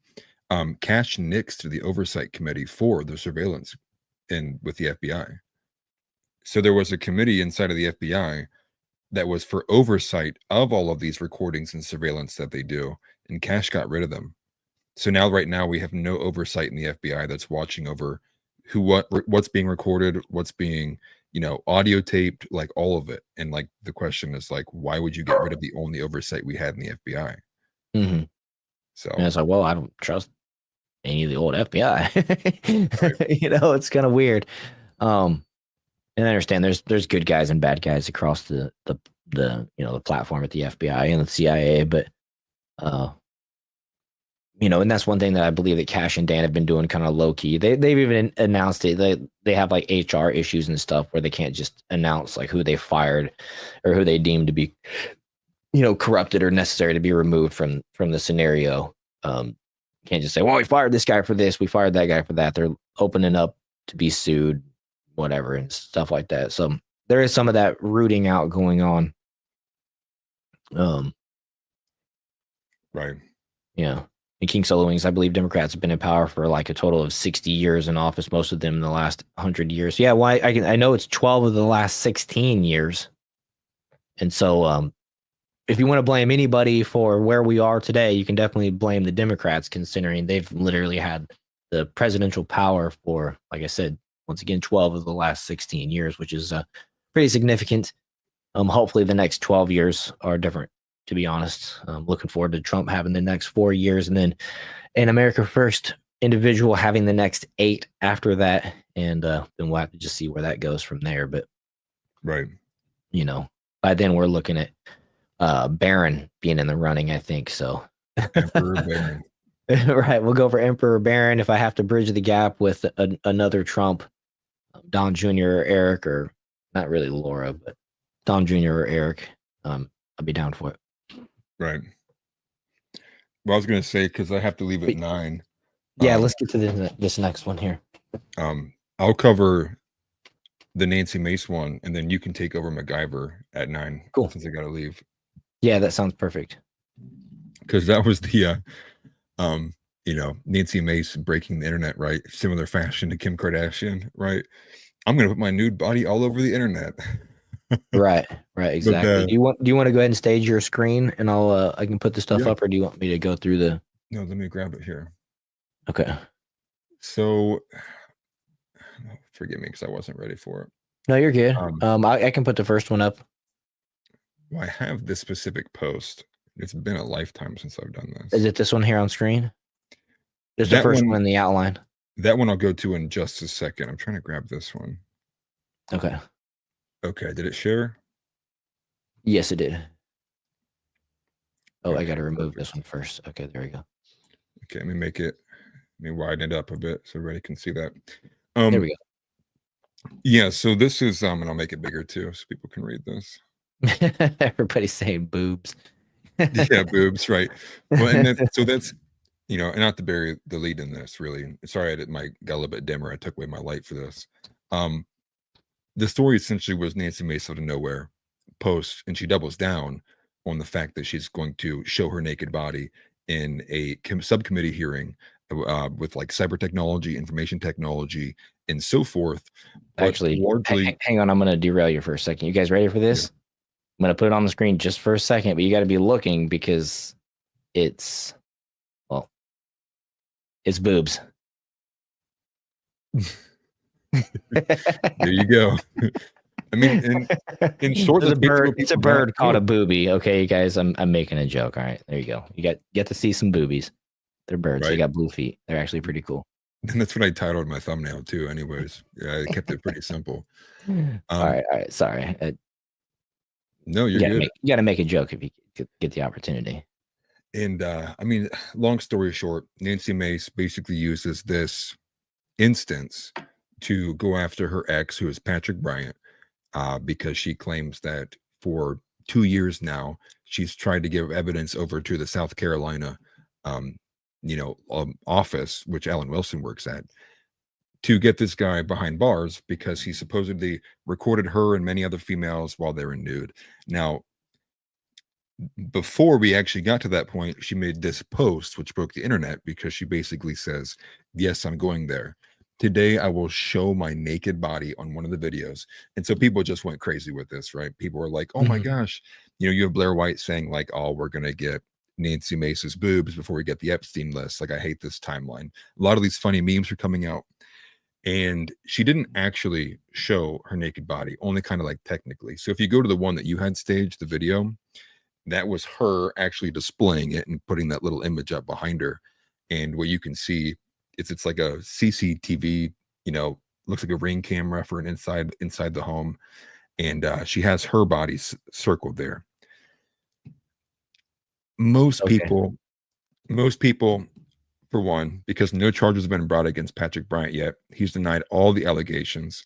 It's been reported that he has been fully cooperative with the department. Still haven't had new charges. And it's been like 2 years in the running. He's an ex-fiance, which she, coincidentally leaves out the entire time. You kind of have to dig a little bit to realize Patrick Bryant was her ex-fiance. Well, I was curious about that because isn't she running against this guy potentially in an upcoming governor race if she chooses? So that's like the key part with this too. So if I go back, I'll pull it up. So forgive me if I jumped ahead for that. My bad. But no, you're fine. I didn't know that they were fiancés. I was curious when I heard her actually. She did an interview on Crowder this morning, and I have that next to me. She addressed some of the tough questions, which I thought it was pretty great. But go ahead, continue. So you're spot on there. And so it's not that she's going to be running against Patrick Bryant. It's that she has used this instance because the attorney general is Alan Wilson. Alan Wilson is going to be who is running and expected to run against Nancy Mace in 2026 for governor. And so that brings back to the evidence we have. She's claiming that Alan Wilson not only is like he delayed the investigation on purpose, but that she has given him tons of evidence and he's just not acting on anything. Claiming that, again, Alan Wilson's one of those misogynistic guys who doesn't believe women. And the through line with that too is the fact that Mace has been at multiple events with Alan Wilson. It's also reported that they have each other's phone numbers, and Mace has made no like private attempt to get a hold of Wilson or anything along those lines. The biggest thing with it, though, is what I found out after reading deeper into some of these articles, is it's called the speech and debate clause. So let me find it here in particular. But it's the speech and debate clause, which supposedly protects any legislator while they're on the House floor. Anything they say and any action is protected by that, meaning that you can't be sued for remarks that you would make if you were on the House floor saying these things, which again, in turn, protects her from defamation if Patrick Bryant were to want to go after her for all these faulty claims or false allegations. And so there's a line here, which is Mace is not ever making any of these private instances or private claims, but she's making the large berth of all of her claims behind the protection of that speech clause. So all of that combined, right? Everything there, very high profile individuals involved. It's been 2 years. There's no charges.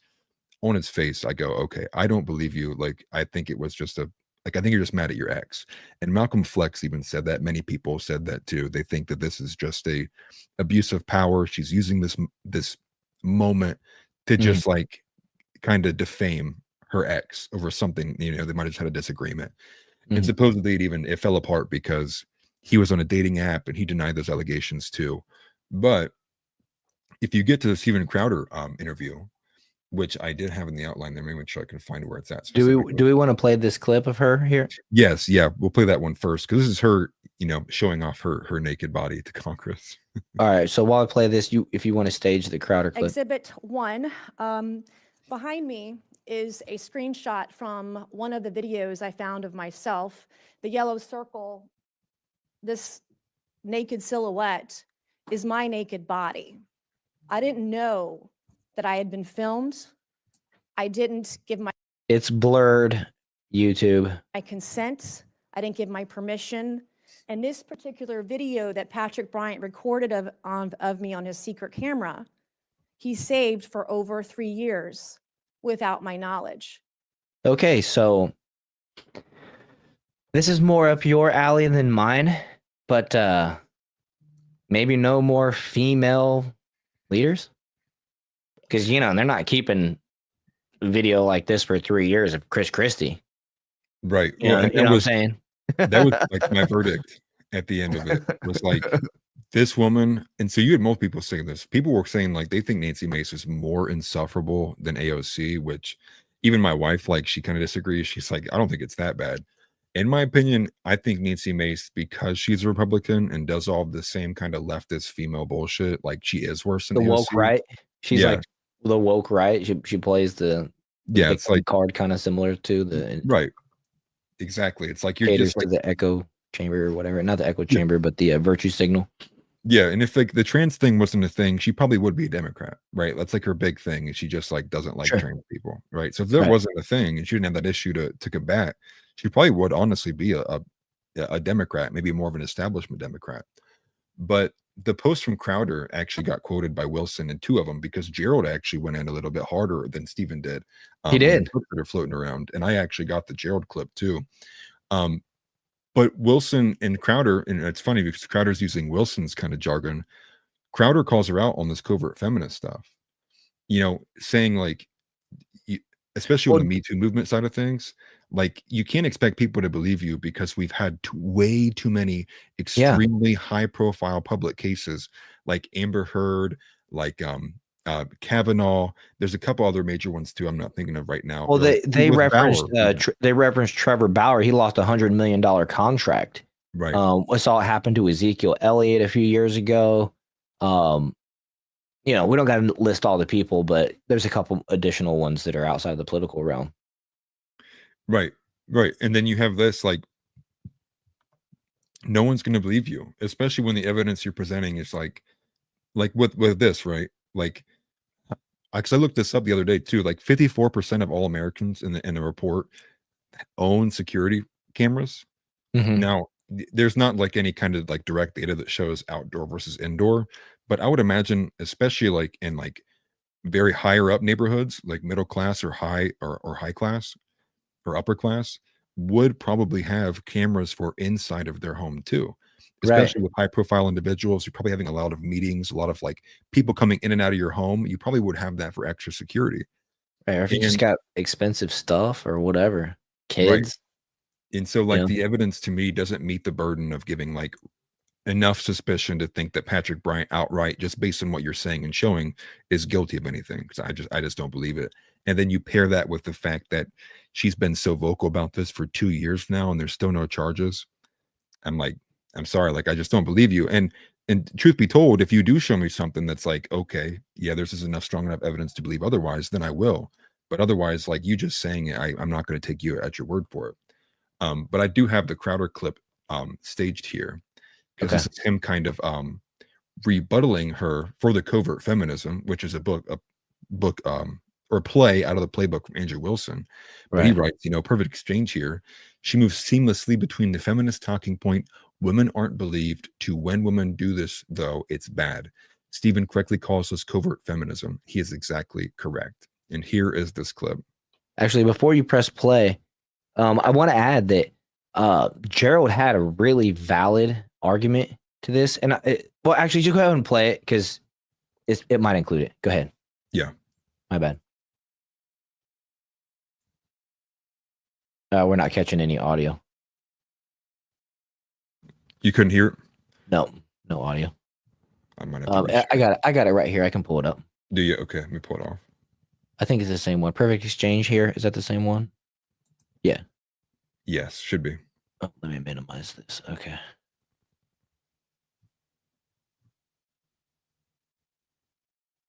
About false allegations. My fault. Sorry if that was loud for you guys. Here we go.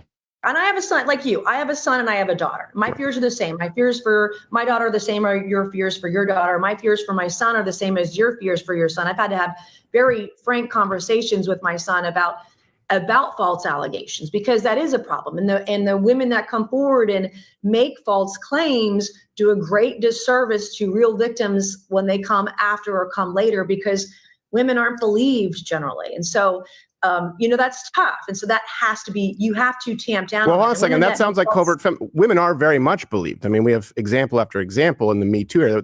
It's funny. They laughed pretty hard, the whole entire group, after they got off this interview, whenever she said that, they like repeated and said, she claimed that the left doesn't believe the left doesn't believe women or something like that. And they all just cracked up because it's just like so blatantly wrong.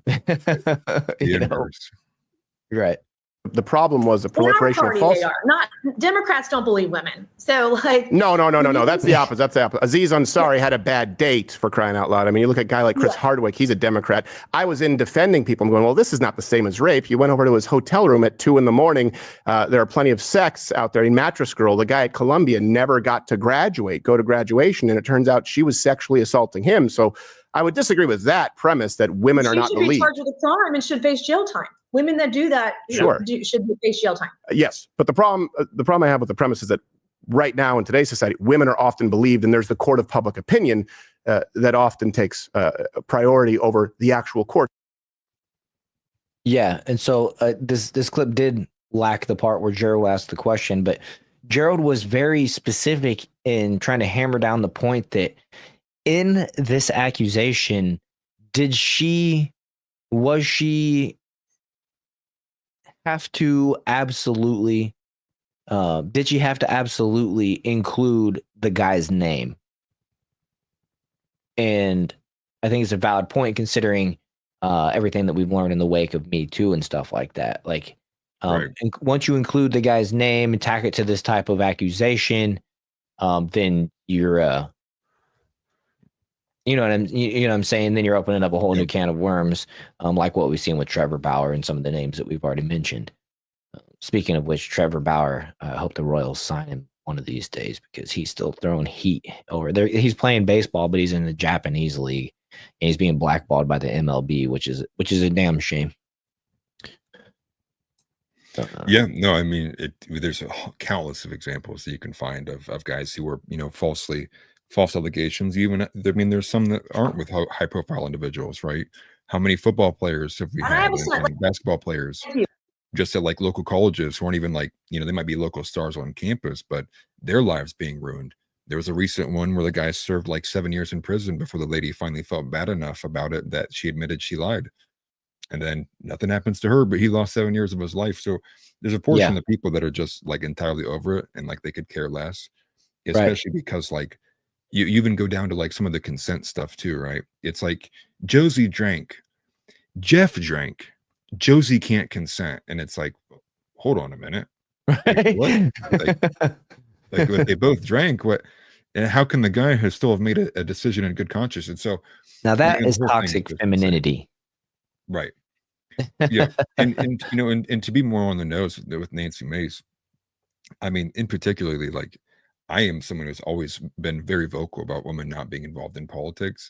We probably won't show it, but in the first video, her initial post before she broke the internet with her second one that quoted it, she alluded to multiple times, like, and I'm not doing this for myself. I'm doing this for other women.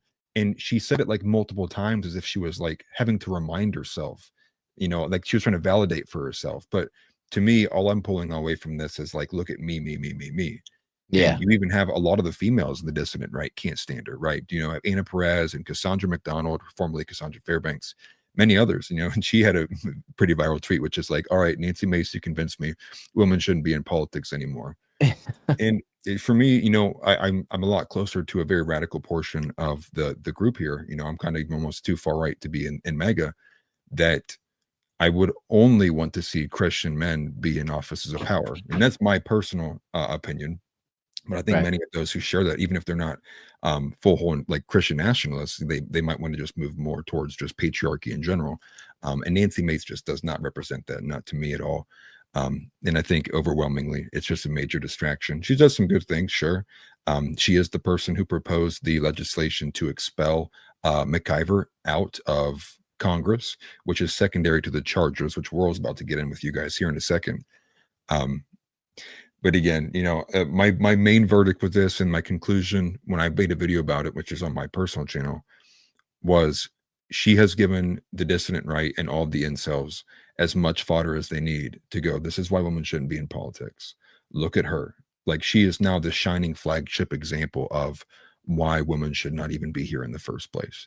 And especially too, like, if we're like a year down the road and it's found out that like Patrick Bryant really didn't do anything and like she made all this stuff up, I mean, you're using taxpayer dollars to basically like draw attention to a story about yourself while also getting the privilege of the protections. That way you don't ever get sued for anything you said. To me, it just comes off super slimy. I don't believe it. And it's just, I think it's another Amber Heard story in the making. Right. And you know, some things to factor in here. You know, was this in his house? I assume this surveillance video was in his house. It wasn't from like a random Airbnb, which would have been, you know, untoward. You shouldn't have a camera like or whatever inside an Airbnb like that, or a hotel room or something. This appears to be a house. She appears to be comfortable. So, like you said, there were fiancés. She's staying the night. A lot of home videos like this are actually saved automatically onto a cloud. So people don't even intentionally keep or delete these types of videos, especially if you're just paying for huge cloud storage, and all of your surveillance is just going uploaded to the cloud. Could potentially be this scenario of why he kept it so long. You know, it might only just recently be found out that it even existed. Maybe she logged into the app. Look, I got 4 cameras outside and 1 inside my house. It's like $200 worth of cameras. They're so cheap on Amazon nowadays. They all come with an app. They all offer some type of cloud service. And, you know, it's okay. So you do have one in your house. So you just said? Yeah. So, I mean, there's probably naked pictures, a video of me walking through my living room at some point, going from the shower to the bedroom or something like that. You know what I mean? Like, my wife was taking videos of me without my consent.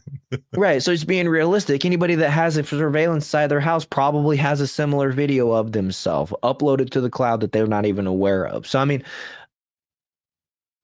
just trying to be realistic here with this scenario. And I mean, you know, even going back a little bit further, even Harvey Weinstein at this point you have people like Candace Owens out here saying that Harvey Weinstein was innocent. Everything that he did was consensual within the deal. These women that he was sleeping with knew what they were doing it for. So it was a mutual exchange, more likened to prostitution than, what he was accused of. And so, when it comes to these type of things, the believe all women thing is definitely out the window for me. But same here. And I think, if I was to put on a full like tinfoil hat, thinking cap on, to me, it feels, because Alan Wilson is such also like attached to the story, and the way she's going about it and the timing of everything makes me believe that this is more so just a power play to really damage Alan Wilson leading into her 2026 bid for governor. Especially if she can, she can point to all these events and be like, look at all the times I cried for someone to please do something. Alan Wilson doesn't believe women. And then you can paint Alan Wilson into a very bad corner, where if no one knows what's going on with the story, they're like, wow, Alan Wilson didn't investigate this for 1.5 years. Like, man, that guy must really suck. And that's me. But and I also always attribute the worst to people, just because I think attributing things to ignorance when you could attribute it to malice. I'm the inverse of that. Like, I don't attribute to ignorance what can be explained. Like, I think most people, if you can't understand it, I'm going to attribute evil to it. That's kind of like if you're dealing with the highest levels of government. Yeah, for sure. Right. Yeah. And especially with stuff like that, maybe it's less so if, on personal stories. And with the Harvey Weinstein stuff, I've actually like not looked into that whatsoever. So I'm like, I'll reserve my opinion until I look up a bit more. But the funny thing with that is I saw a little photo, and it was like a yearbook kind of design of a bunch of like the modern actresses in this era, or like a lot of the younger ones from like recent movies, by like the last 3 or 4 years. And the guy was just making a comment, they're all ugly. Harvey Weinstein would have never let this happen. And it's just a picture of all these modern actresses who just don't look, as good as the previous generation. I just thought that was funny. But I do have to take off. I did notice that we had a lot more viewership this episode. That's awesome. Thanks everybody for being here. If you haven't already, smash the like button.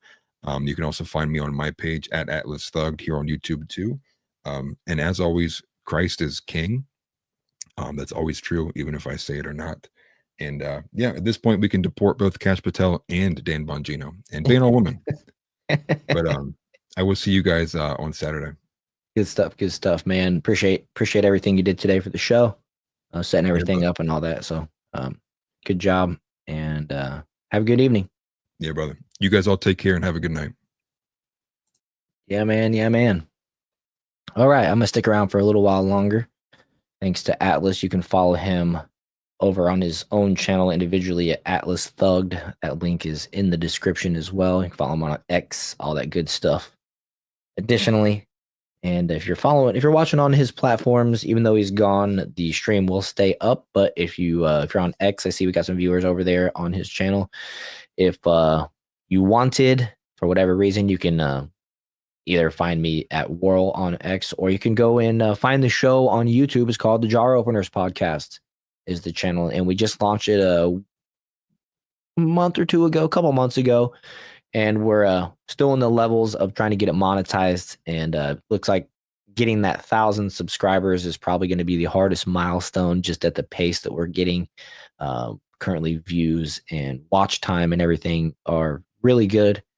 And so I appreciate everybody for tuning in and being a part of this phase of the growth of the channel and everything like that. You guys were here from the beginning, and I love the fact that so many of you guys are plugged in to the Discord. You're here for like every show. You guys are fantastic. And after hours with Whirl, and without your guys' support, the show would be much less. You know what I mean? And so once this thing catches on, I need boobs in my thumbnails. Yeah, that's the old school YouTube. But once the show catches on, we'll never forget who you early folks were who were here supporting us from the beginning. I know I sure won't. I feel like I know a tidbit about each and every one of you guys, or a big portion. And if you want to, like I said, if you want to plug in and you haven't already further, you can click that link to join the Discord. So if not, that's fine. But please do make sure you show some love to the new channel over on YouTube. You can find it at the Jar Openers Podcast. Now we're gonna continuing with the show now that all the stuff is out of the way. Looks like we do have video of Gerald responding to Nancy Mace, and like I mentioned earlier, Gerald actually was a little bit tougher on her than Stephen was, and I like that about Gerald. I think he's a good dude. I think he's genuinely like a good person. And Jake Spalmer missed one because he forgot it was Saturday. Well, it's okay, bud. As long as you just played it on your phone in the background later to help us with the watch time. No, I'm just kidding. I'm just teasing totally. No, but like I said, I appreciate you guys for being here.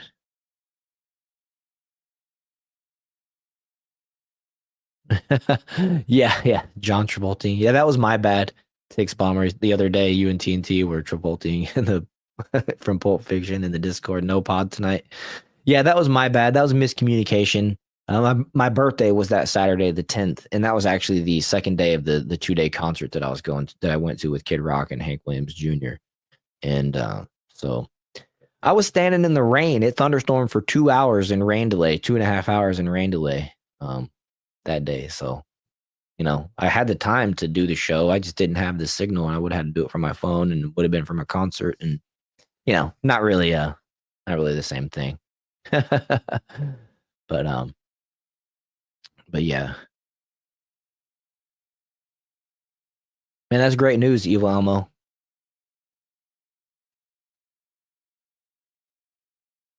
Says my wife's last infusion is tomorrow. No more cancer infusions. That's good to hear, man. I hear cancer treatment is a rough thing to go through. So, thoughts and prayers from the Jar Openers family are going out for you guys. And so, anyways, let's get back to this here. Gerald weighed in, and let's just let it rip. It's 3 minutes and 44 seconds. I'll probably just play it all the way through. Well, I don't know. We'll see. I might stop it. But I want to laser in on the point. I agree with you. More attention has to be brought to this. That's that public pressure. Good. Make sure this stuff gets changed. Did his name have to be used to accomplish that? Because it's a bell that cannot be unrung. You may be 100% right in this case, but what about some of the other cases we've seen in the past and yet future where maybe a name gets dropped in public and people drag them through the social media hellscape that happens after that in the media hellscape? You can't unring that bell. Did his name have to be used for you to be able to make this point? 100%. The hellscape that these women, the hellscape. I agree with the women, but we're all on that same page, Representative. I'm trying to be very fair. I'm 100% like bury these guys under the jails. Like the guys who actually commit rape. Yes, the guy who's committing rape and disseminating these pictures of the worst of the worst. We would kick their ass if they were in front of us. All of us agree on that. But you do understand the jeopardy we have where people's lives are being ruined by this. How do we balance that when public accusations include people's names while an investigation is going on? Is there a better way for us to accomplish all of it, to keep women safe, but also to make sure that men are not just going to, with no recourse? Like you sue the lady who accused Trevor Bauer, but you're not going to get any money from her. She's just going to declare bankruptcy. You lost a $100 million contract. That happens a lot. And I want to make sure that neither one of these things happen, that the rape doesn't happen, that the voyeurism doesn't happen, and that the men's names, if they don't have to be used, and I don't see a reason why they do yet. Maybe there is one. Well, let's Representative Mace. Sorry. Why did the name specifically? Because you said they revealed your identity. And again, I didn't know about this until you started speaking about it. So if they did that, that's horrible. And that would be the answer. But why did the name have to be used? I believe that there is a present danger, particularly at some of the locations I mentioned in my speech where underage children are. I wanted to be sure that families and parents that I don't know that the general public knew that there are certain locations that I would not advise your child to go to because of some of what was being filmed or allegedly or being done at those locations with cameras. To me as a mom. So that's where I got to cut in because like I asked already, was this filmed at her ex-fiance's house? Because when she's asking this question right here, it makes me think like, whoa, was this like an Airbnb or something where like a random kid could be caught on this film. But it's like, what are you talking about? If it's your ex-fiance's house, what kids does he have going through there? Like maybe kids of his potential girlfriend or something like that, or he has his own kids. Really weird kind of reach, grasping at straws for her to have this position right here. Just, I don't know, odd, right? I don't know. I didn't have a choice. And as I went through the process of the last year and a half, and I learned about all these other allegations and potential wrongdoing from parents who were aware of things being filmed about with underage children, potentially, you know, all of that. To me, this is a clear and present danger. I can sit at one of the properties I mentioned in the speech. Okay. And so for me, this was like an immediate clear and present danger to my constituents, not only just to women, potentially underage girls as well.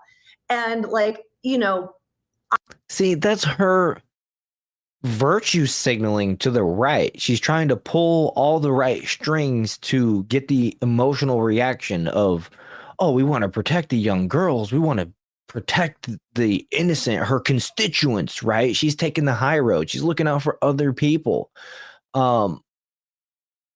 Yeah, Tix Bomber, like you're saying, that's a lot of speculation hearsay. The video she shows is his house, but what she's saying now is that he was at all these other houses, and then you followed that up and said one of the properties, his, someone else's, a hotel. Yeah, that's what I'm saying. Does he have multiple houses? Is he renting one out?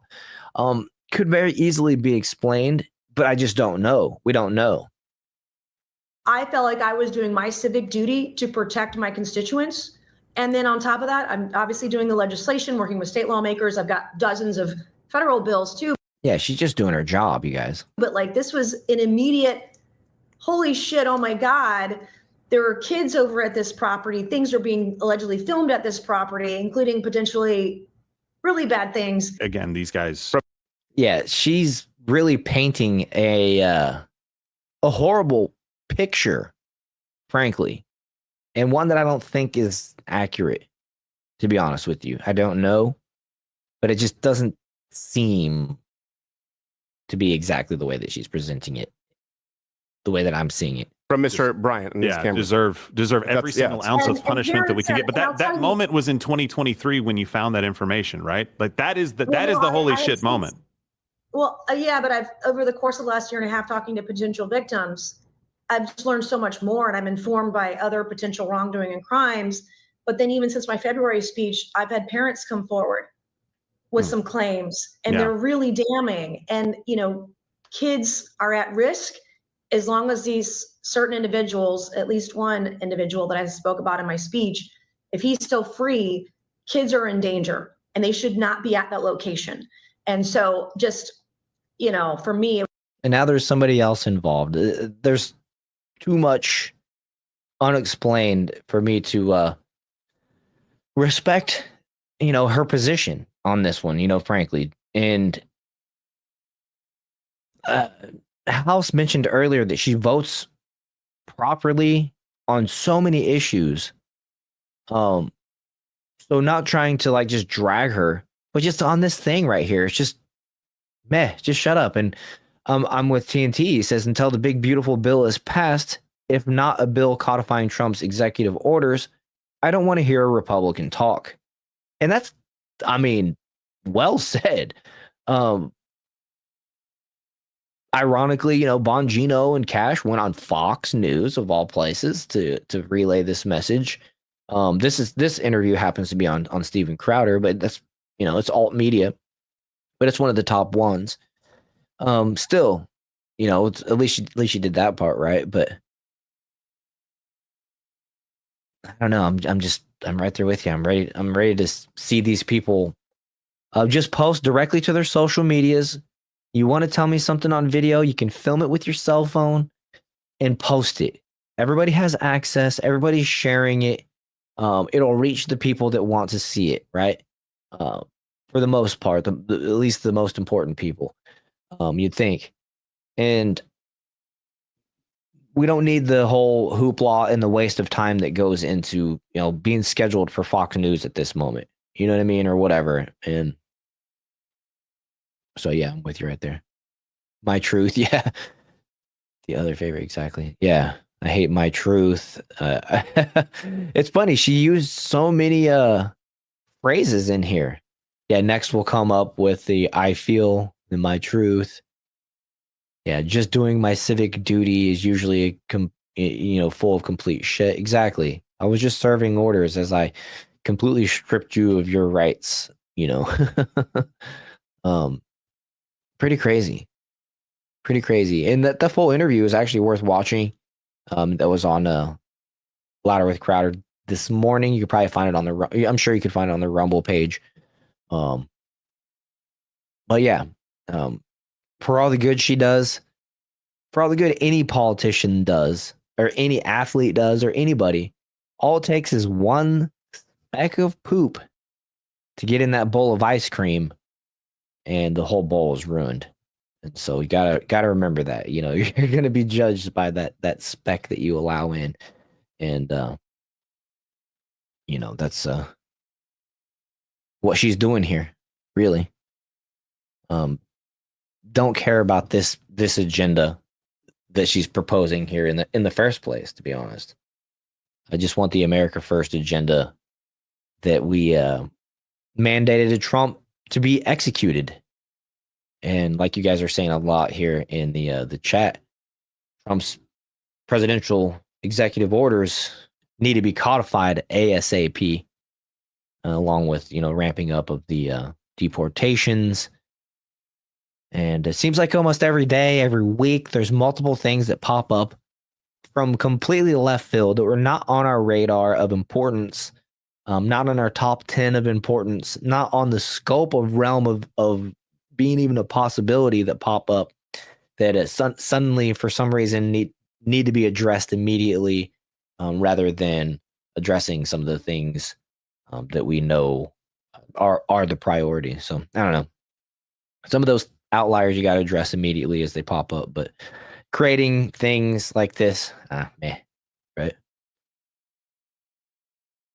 Yeah, it's pretty tone deaf and make her come across like a bitter ex, right? Yeah, exactly, TNT. That's what just went through my head. Yep, a woman scorned.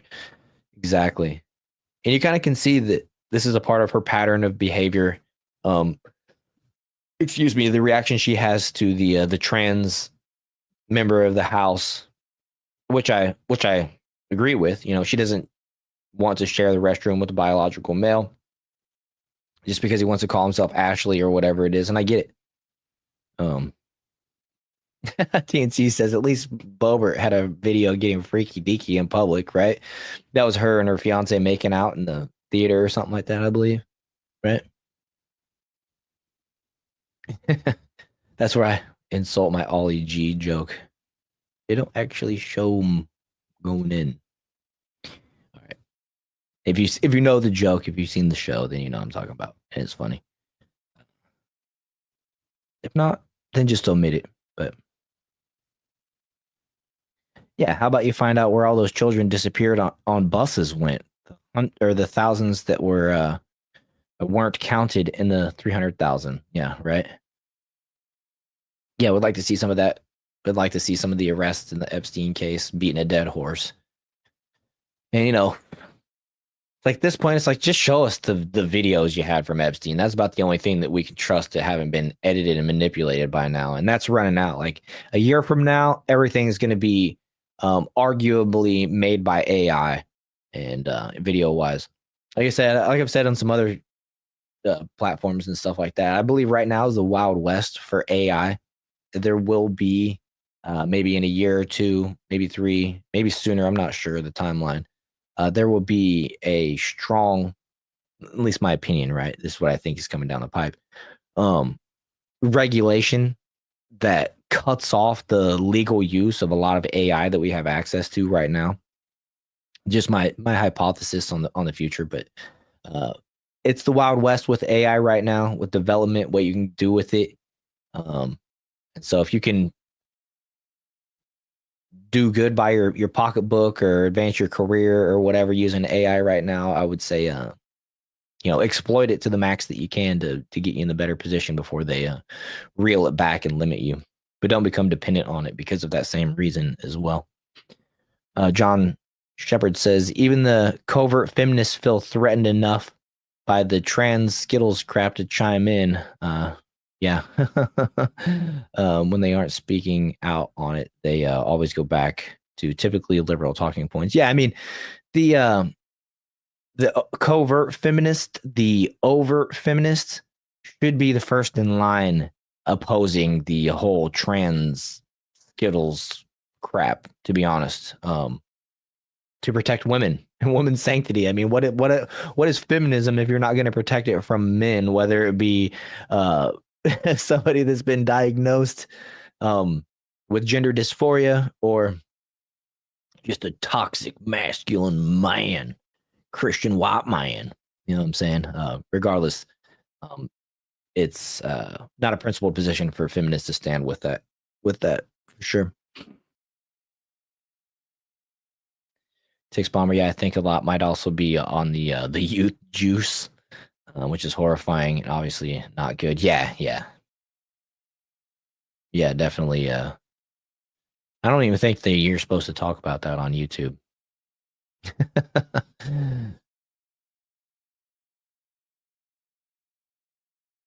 Burrito Wednesday, Taco Tuesday, Burrito Wednesday. I started keto. I gotta watch my carbs. You know, can't eat the carbs. But I'm losing a little bit of weight already. Been on like 4 days. Doing intermittent fasting. Not eating from midnight to 4 p.m. I think I'm going to push it from 10 p.m. to 4 p.m. so I can get that like, 18-hour mark of fasting per day if I can withstand it. It seems like my appetite has been depleting every day, so I'm okay with it. I got over 200 pounds. I started feeling fat and looking fat. I had to change it. Tix Bomber, I hope they never ban you. If they do, you got to start a new account and come back. But yeah, we don't put any limitations on the chat other than you can't post links, and that's just to protect people from clicking random links. You know what I mean? Some people just don't know that rule. You don't click the random link, so we gotta put that in place just in case. I'd hate to be responsible if somebody watching one of my videos or joining on a live and some random person comes in and says, hey, check this out, and then identity theft or some bullshit like that. That would suck. I'd feel really bad. Okay, so bombing ticks. Nice. Mountain lions are greater than lynx. I'll go for that. So anyways, enough about Nancy Mace.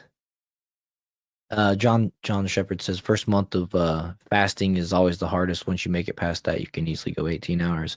Yeah, I haven't had many problems. I think this is day 4, maybe day 5, but I haven't had like strong hunger urges or anything like that during the day. As a matter of fact, yesterday I lost time and I didn't even eat till like 5:30 or something like that. I was just outside doing chores, and next thing I know, I came inside to cool off. And I'm like, oh crap, it's after 5. I need to eat. So yeah, haven't been influenced by strong hunger or anything like that. Only thing that I'm missing the most is I love desserts. I love donuts and cake. I can eat a cake in like 2 days. The sweet tooth is definitely grown in, but it's all right. I'm already growing accustomed, and I'm liking the new lifestyle and the new schedule. I eat way less and eating more healthy, and that's important to us. If you can't run down the street for your life to survive, then what good are you? So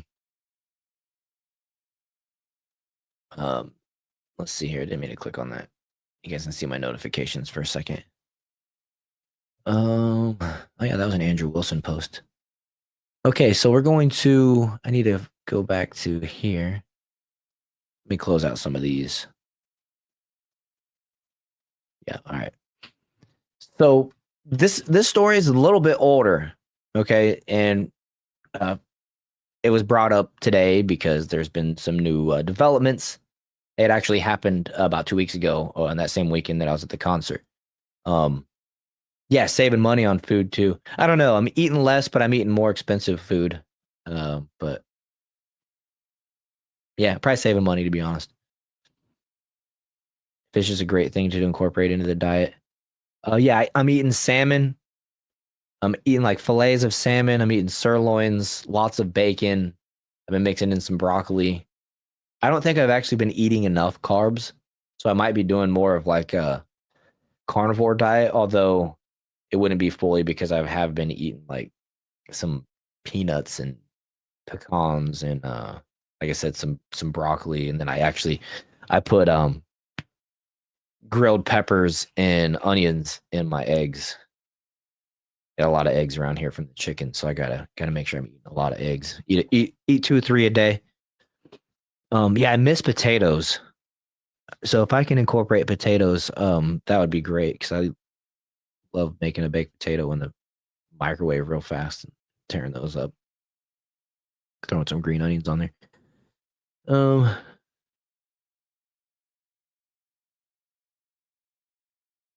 John says the work break room has free donuts all the time. It's hard to say no. Yeah, bro.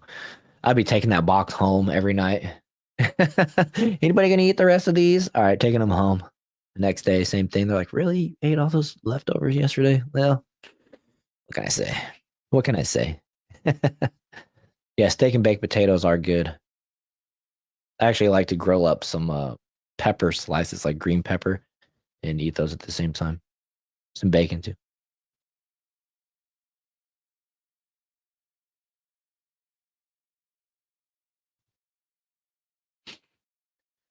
So yeah, anyways, this story here, I'm sure you've heard by now, but Rep. LaMonica McIver was basically fighting with ICE. I think it was on May 9th. Quote, I would not have done anything different, even though CNN shows her assaulting DHS at the ICE facility in New Jersey. Okay, so it's the Department of Homeland Security at the ICE facility, not assaulting ICE, apparently. So McIver blames ICE and says her assaulting DHS was fine because she got a tour afterwards, which ironically, they didn't follow protocol to request that tour, because when politicians want tours of facilities, they have to request them ahead of time, especially with this case, because they actually had like a live prisoner transfer going on that day. And so they have to schedule these things so they don't conflict. But, you know, they didn't care. This was on their time, not ICE's time. And so this is what we get.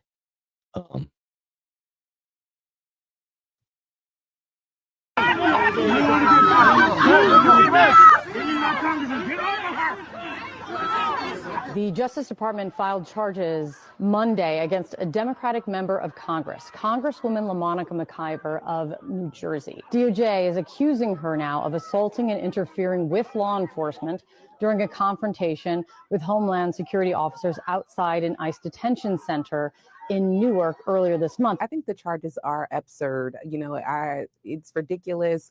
I was there to do my job along with my other colleagues. We have done this before. This is our obligation to do. It's in our job description to have oversight over a facility, and the entire situation was escalated by ICE. The reason why we were there is because we wanted to make sure this facility was up to par, that it was clean, that it was safe, and that the detainees there were, you know, given due process, that they were able to use the phone, that they were able to speak to their legal representation, which we found out was not happening. We were there to conduct an oversight visit, which after all of this, the chaos, they gave us a tour. You know, we were all of this, we broke in, we assaulted people, all of these things that. There she says, we broke in, we assaulted people. Hang on, let me go back, make sure I heard that right. Gave us a tour. You know, we were all of this, we broke in, we assaulted people, all of these things that, you know, HABA is saying and Republicans are saying, but they gave us a tour and allowed us to go in and tour the facility. And you know, I think we should just pull the old mainstream media trick. We'll just play this clip right here and we'll cut the rest out. To conduct an oversight visit, which after all of this, the chaos, they gave us a tour. You know, we were all of this, we broke in, we assaulted people, all of these things that, you know, HABA is. There we go. That's it. She admitted it. Case closed. That settles it.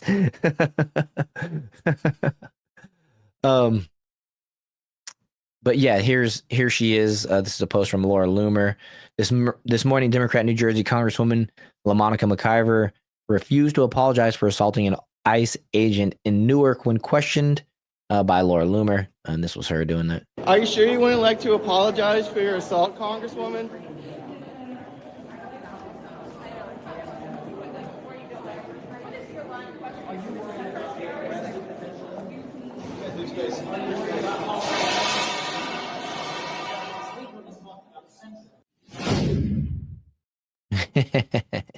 So this is one of those situations where, like I was saying, it's an outlier that pops up that needs to be addressed immediately. And this is something that should be addressed immediately. Wasn't on the realm of scope of why we elected Donald Trump, but when things like this pop up, they should be addressed. And this is simple. You just hold her accountable for her actions with the laws that are already on the books, which is that, you know, you cannot assault law enforcement in this country. Assaulting a law enforcement officer comes with a heavier penalty because we protect law enforcement than it would had you assaulted just a regular citizen, right? And so we need to hold her accountable. Otherwise, it's more rules for thee and none for me, or something like that, right? And you know, treat her the way the Democrats have set the game. And, you know, it's funny because the Democrats were so scared of Trump, and they were so scared of Trump because they expected him to treat them the way that they treat him, right? They expected the very same treatment.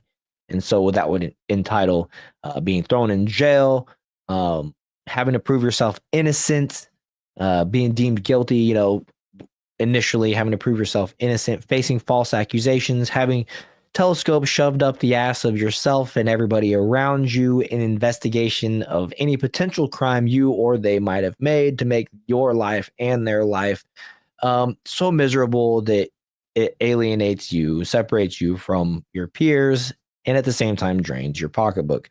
So yeah, that's what the Democrats feared, but it's not the treatment that the the Republican administration is dishing. Fine, but in this case, this lady needs to be arrested right away. You know what I mean? Removed from her position in Congress and leadership. And like I said, just simply held for accountability, held to accountability the same way that you and I would be held to accountability.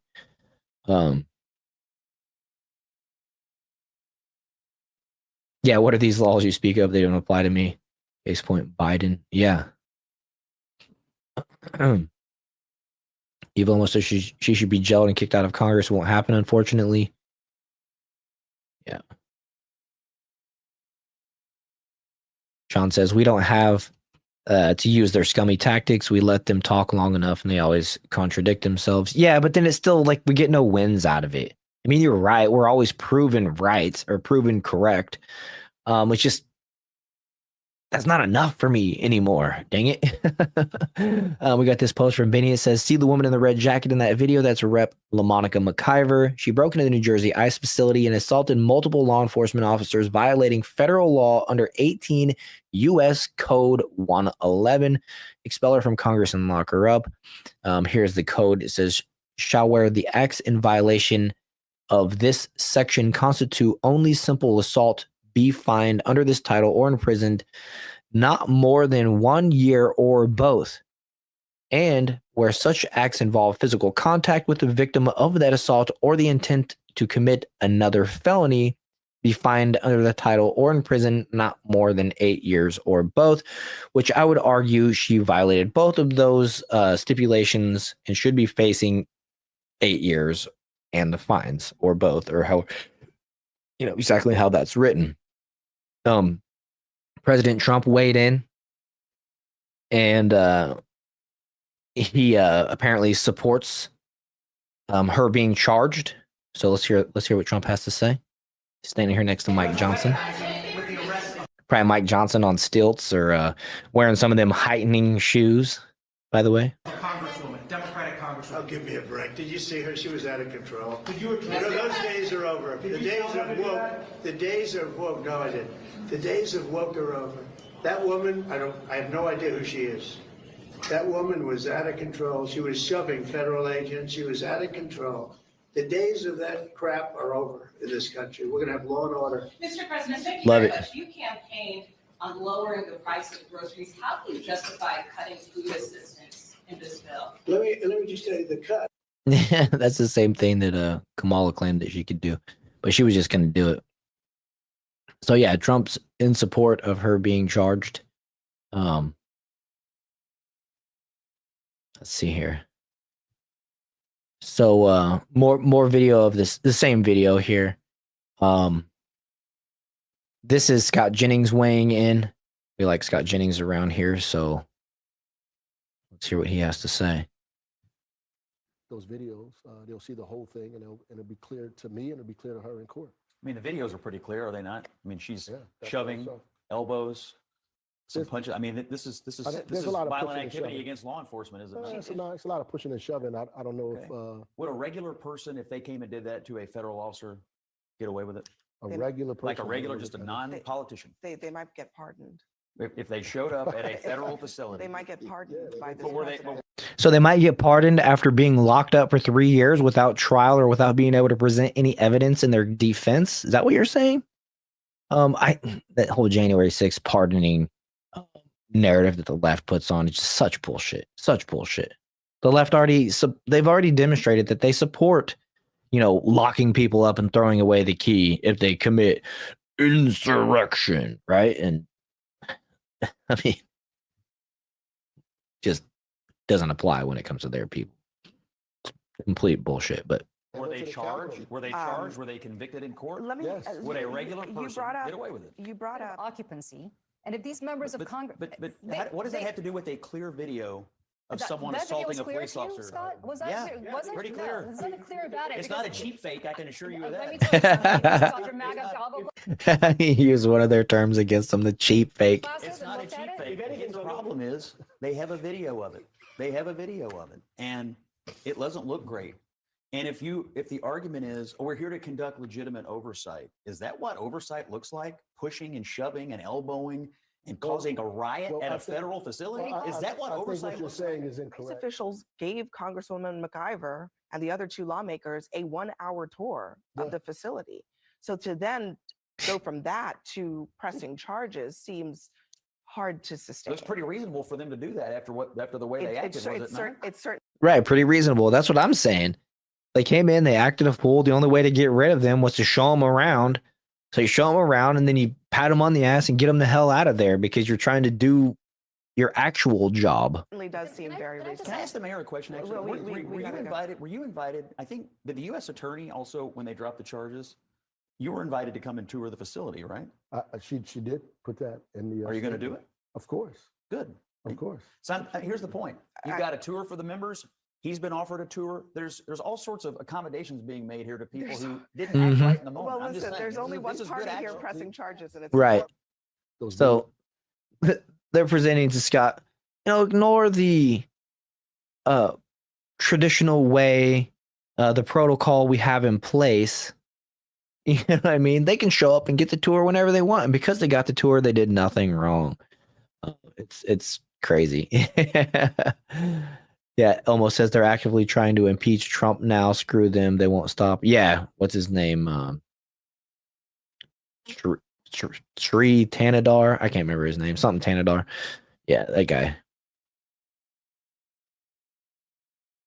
You look like you're jonesing for your next fix of addiction. That's funny. But here we go. This is actually a slowed down, kind of zoomed in version of her actually closed fist punching this Homeland Security officer or whatever it was called.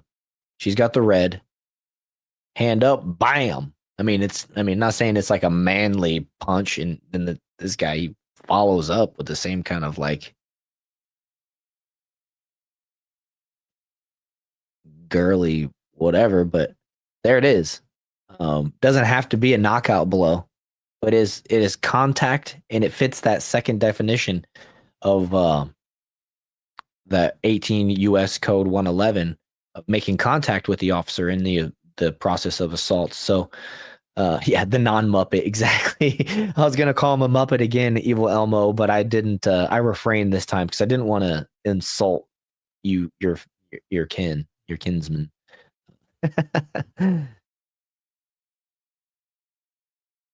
Also, Al Green is pushing impeachment. Yeah, that guy's a joke.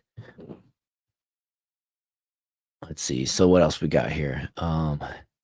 Okay, so some recent developments, right? This was from the 19th, so 2 days ago. But Alina Habba is swinging the hammer of justice as charges are now filed against Rep. McIver for assaulting and impeding an ICE officer.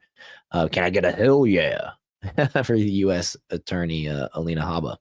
So that was from Chicago Ray. And then we have we got more Scott Jennings. All right, cool. I like Scott. Brow. I always know he has something to say. So we're worried about people in one party and criminally investigating people in another party now? No, that is not what I'm saying. That's good to know. These are Just go back to the one video. She straight up pelvic thrust like 5 people into oblivion. That's the what's that? That's the FUPA finishing move. That's good stuff. She punches like Antifa. I would say she punches like a girl, but that might be offensive. these are enemies. These are people who have been very outspoken against Really? Trump, regardless of political party To affiliation. Ellie, you listen.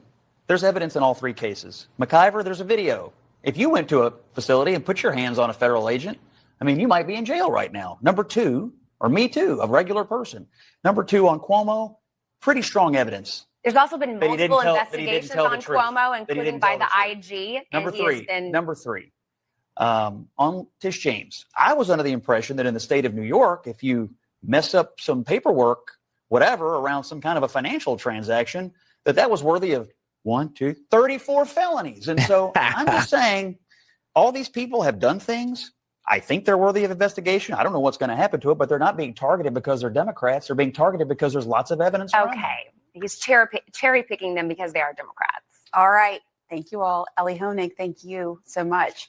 Well, coming up, a handgun. Was he cherry picking them because they're Democrats, or was he cherry picking them because they're doing things illegal and they're elected leaders? So another post from Nick Sorter, breaking: Rep. Nancy Mace has filed to expel Rep. LaMonica McIver after she was caught on camera and charged with assaulting ICE officers. So that's the latest. That's today's news. She has been, Rep. Nancy Mace. We taken it up a level from Alina Habba, who's just a lawyer, to Rep. Nancy Mace now has filed to expel. So she has charges, and now she's looking at being expelled. Nick Sorter saying, take it up, Speaker Johnson. Democrats need to finally learn they can't just do whatever the hell they want and get away with it. And if you remember, this wouldn't be the first time Democrats marched into a facility and just kind of did whatever the hell they wanted. It was just a couple years ago. Maybe it was under Trump, actually. Time flies. But they all walked into, do you remember that? They all walked into like a state Senate hearing or something like that, and they started singing, or I can't remember what it was. It's been a while, and I wasn't planning on it. It just came to my mind. It just recalled, but not the first time that they've done something comparable to what they used to justify locking up the J6ers for so long in such a manner that they did, right? There was an insurrection. They were halting official proceedings, blah, blah, blah, right? They've gone and done the very same things, and then they just get free passes. And then, even this lady, she sits there and smirks and acts like a freaking fool. Like I left one interview out where she was asked about these charges, and she starts singing like it reminded me of like the song they sang around the campfire in the movie Glory with Denzel Washington or something. It's just like, you are not in the same realm of those people from that time. Get out of here. But I left it out just because it was just too cringe, and I didn't want to expose you guys to her singing like that. Yeah, you're right, TNT. That's the song. That's the song from Glory that it reminded me of. Lord, Lord, Lord, Lord. It's actually a good song. It made Denzel Washington get a tear in his eye. No, but here's what Nancy Mace filed. Congressman Nancy Mace files resolution to expel Rep. LaMonica McIver following assault of federal officers. D.C., May 21st. Today, Congressman Nancy Mace filed a resolution to the U.S. House of Representatives to expel LaMonica McIver following her assault on federal law officers and unlawful interference at the federal immigration detention facility in New Jersey. On May 9th, McIver didn't just break the law, she attacked the very people who defend it, said Congressman Nancy Mace. Attacking Homeland Security and ICE agents isn't just disgraceful, it's assault. If any other American did what she did, they'd be in handcuffs. McIver thinks being a member of Congress puts her above the law. It doesn't. She should be prosecuted to the fullest extent of the law. According to body-worn camera footage and law enforcement experts, Rep. McIver interfered with a lawful arrest and physically assaulted multiple federal officers, including striking a Homeland Security investigations agent and pushing an ICE deportation officer.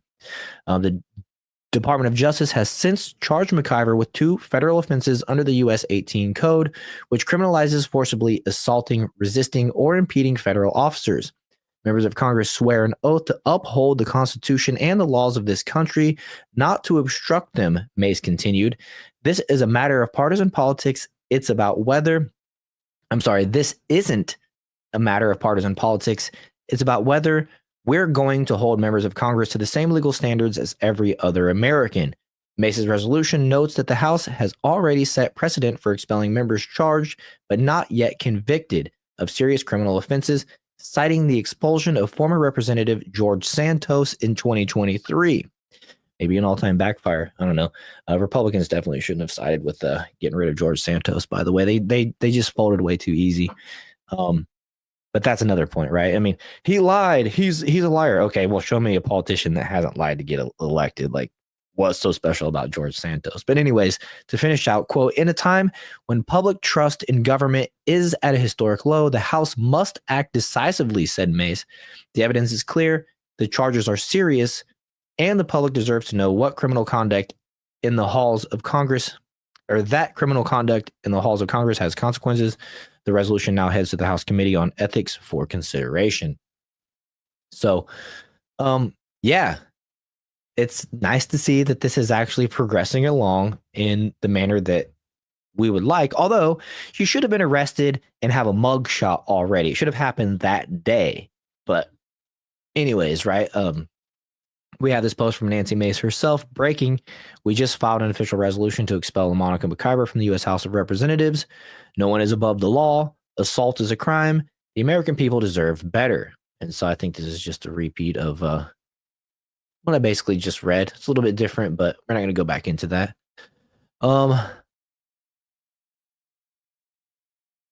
So yeah, I mean, that's pretty much what we got on this one. The latest is that they're trying to expel her, and so that's kind of exciting. With the numbers being so close as they are, hopefully, we get some results out of this, and it goes fast. I don't want this to drag on. I don't want this to turn into some stupid shit. Just want it to be done, and there's really no excuses. I mean, it's all on camera. I think pretty much anybody with a brain can agree that assaulting an officer is bad. I mean, every Democrat used that as the excuse to lock the J6ers up in the manner that they did for so long. So they can't, by their own standards and principles, oppose this woman being expelled and locked up and being treated, the exact same way the J6ers were. But this crime actually faces potentially 8 years in prison. Unlike trespassing, which typically when it comes to trespassing, like what a lot of the J6ers got, the first offense is get the hell off the property and don't come back, right? Now, the Capitol building is a public building, so it was not even truly a trespass in my opinion. But so it's not even apples to apples. But to their standard, this lady deserves the exact same treatment or worse, according to the law too, as well. But I don't know.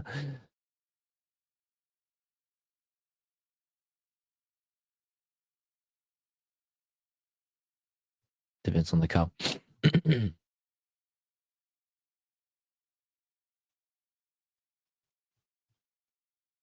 Okay, so what else we got here?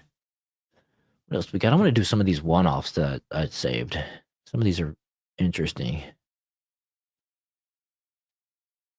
So yeah, Megyn Kelly, what is his name? Tapper's book just came out or is about to come out like tomorrow. And Megyn Kelly went at him. Got a couple clips here. Not sure which one I'll play first. We should play first, but I'm going to pick this one. Benny Johnson put out this post. Megyn Kelly ended Jake Tapper's career today. Total bloodbath. She left him rambling, speechless, and admitting he helped cover up Biden's decline. He had years to press Biden and didn't. Now he's exposed and finished. And so let's just have a look here.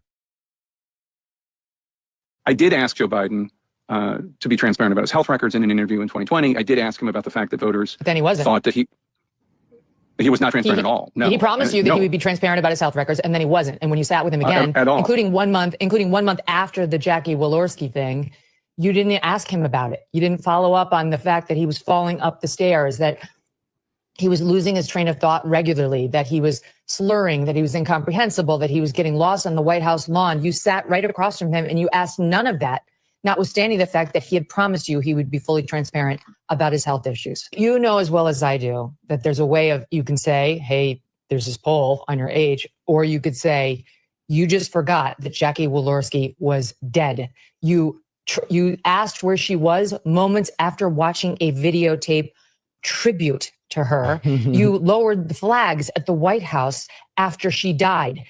This happened 13 days before you sat with him. There is a way of pressing a man like that on the actual infirmities to bring it home to him and to the audience, and you didn't do it.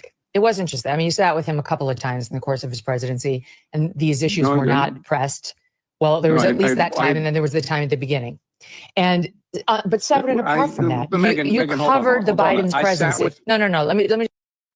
Tiggs Bomber says, I give her credit too. She did not once give him a single chance to pull some backpedaling BS. And, you know, it's hard. There's so much going on. It's hard to remember everything that went wrong with Biden over those 4 years.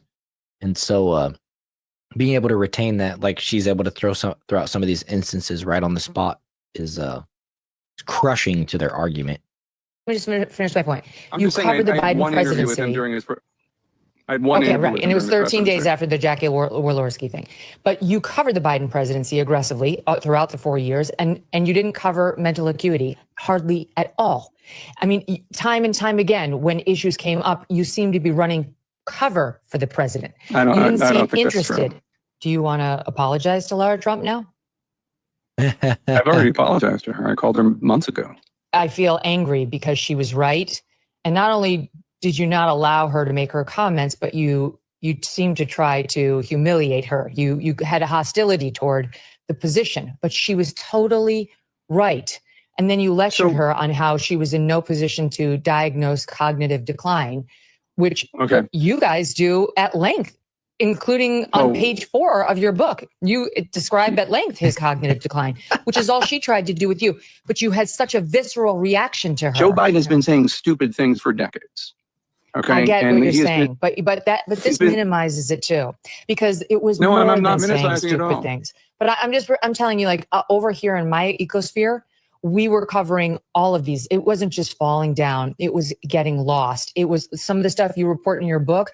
We knew, and we were reporting on, like the multi-jump cuts in the videos of him, where it was obvious he couldn't get through a 1-minute take. So they had to use those. It was clear to us that he was using teleprompter and there was some reporting on that at the time, all of which the White House was denying. Now, with the current White House, I have some connections. With the Joe Biden White House, I had none, but you did. You did. And so while you've been in Washington 30 years, Jake, you guys, you and CNN have White House connections, but there was no effort, none, to get to the bottom of this. And now for you guys to write this book like there was a cover up, it's like there was a cover up and there was an attempted cover up. It could only ever work if you allowed it. That's hilarious. TNT uses foot to unplug computer, reaches down with the toe and hits the little little switch on the surge protector and just clicks it off, or starts going like this.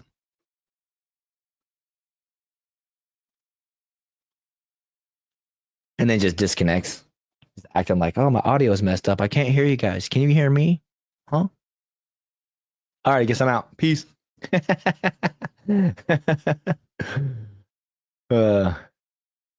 There's a difference between saying stupid stuff and not having your mental faculties. Yeah, faculties. I don't know. Yeah, you're right about that, Evil Elmo. And the cover up, I'm not 100% sure, but I'm fairly positive that Jake Tapper over the years has questioned Trump's mental acuity at least once, if not multiple times. But I don't know. I'm not an avid viewer, but it just kind of tends to be the sentiment that comes out of the left rather regularly. It's that Biden is not senile. Trump is the senile, delusional one. And it's like, oh, are you seriously? I remember saying this multiple times to Democrats in the election time before Joe Biden backed out, which was that, Trump's campaigning multiple cities, flying around, literally on camera 8 hours, 6 hours a day, doing rallies, staying up till 11, 12 o'clock at night on camera. So, he's up even later than that, probably flies home after that. You know what I mean? The dude is everywhere and you can see it. And there's no, even had people like Piers Morgan saying, I knew Trump 20 years ago. The decline is minimal, if anything, you know what I mean? And so it was just very obvious the differences that, Trump was not showing signs of his age. But they tried to use the one time where, he was walking down the slippery ramp after standing for like 6 hours, saluting officers, military dudes all day. And then he went to drink water and his arm was tired. And so he used like two hands. And, you remember that. He made fun of it a lot during his campaign. He'd drink the water and make a joke about it. And it's like, yeah, if you just imagine standing there doing this in your 70s all day or whatever. And, your hand might be tired, your arm might be tired, your feet might be tired, and when you go walk down the slippery ramp afterwards, you might make sure you're holding on to the rail. Should have bought some glasses with that Mach-E. What did I miss? The Mach-E's sweet, dude. Went and drove the truck the other day. Went and helped somebody actually. I did a little carpet job, busted out the carpet tools. It's been a while. And actually was compensated pretty nicely for doing like a little 5x5 closet. But anyways, driving the truck is nice. It's a 2019 Ram Rebel.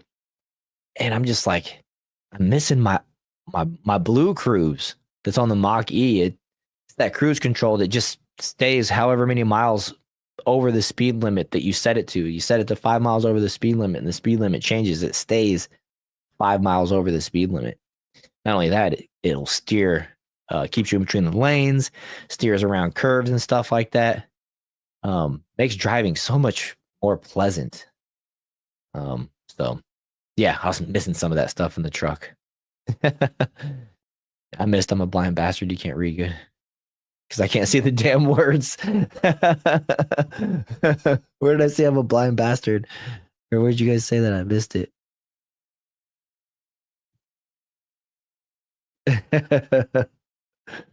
Oh, that's funny. I can't read good. I'm hooked on phonics. Phoniks. Glad you can't see the damn words. Couple of pods ago. Oh, from a couple. Okay, gotcha. Yeah, I do squint when I'm reading chat a lot. My vision's actually going out. I think I mentioned that a while back, but I've just noticed it like this last month that I've been looking at my phone and then everything will go blurry. I'm like, holy crap, can't focus. Yeah. I have glasses. I have prescription, but I never wear them. I have contacts. I have a ton of contacts, and I hope my prescription didn't change because I got like 500 contacts. I don't know how many. I got a ton of them. I used to get monthly shipments, but I wasn't wearing them as fast as I was getting them. especially once I quit doing construction every day and started working from home. I didn't need it as much. Didn't need the contacts as much. I'm not super blind, but you know, Father Time is undefeated. There was also this other clip here from Megyn Kelly. I think this is different. If it's the same, forgive me. You covered the Biden presidency aggressively throughout the 4 years, and you didn't cover mental acuity hardly at all. I mean, time and time again, when issues came up, you seemed to be running cover for the president. Okay, You didn't I seem don't think that's interested. Idea that Joe Biden running cover. Okay, so forgive me. It is a repeat of the first part, but the second part's not. Cover for the president. I don't- You didn't I seem don't think that's interested. true. Well, I mean, we'll start with the Laura Trump issue that you referred. Here it is. This happened in 2020. Joe Biden, as we all know, has worked to overcome a stutter. How do you think it makes little kids with stutters feel when they see you make a comment like that? First and foremost, I had no idea that Joe Biden ever suffered from a stutter. I think what we see on stage with Joe Biden, Jake, is very clearly a cognitive decline. Okay. That's what I'm referring to. It makes me uncomfortable You are to watch somebody on stage search for that's so questions. amazing. You're trying to tell me that what I was suggesting was I think that you stuttering. were mocking his I had no stutter. idea, Joe Yeah, Biden. I think you were mocking his stutter, and I think you have absolutely no Jake. standing to diagnose somebody's cognitive decline. And it's very concerning to a lot of people that this could be the leader of the free world. Okay. That is all I'm saying. I genuinely you, feel Laura sorry Trump. for Joe Biden. I appreciate it. I'm sure it was from a place of concern. We all believe that. Laura Trump, thank you so much. Oh, good. So I'm glad that clip was actually included. And apparently he admitted that he went and called and apologized to her for that take. So and that admission of guilt, right? But you know, it's funny. Not only was he not broaching the mental acuity of Biden, it looked like there he was even defending Biden's mental acuity. You know, I'm sure sharp as a tack probably came out of his mouth at some point in a reference, did ask Joe reference to Joe Biden. What else we got? By the way, last show I mentioned that Andrew Schultz and Joe Rogan, I thought were going to be quick to go back to the Democrat Party as soon as the Democrats do anything different. And he went and had this interview with Bernie this week and basically saying talking about the Democrat Party and things like that. So I don't know. I felt a little confirmed and vindicated in my theory that a lot of these folks that have come over to the MAGA side will very easily jump ship back to the Democrats the first time. The first opportunity, which sucks. You know what I mean? We gotta keep that in mind.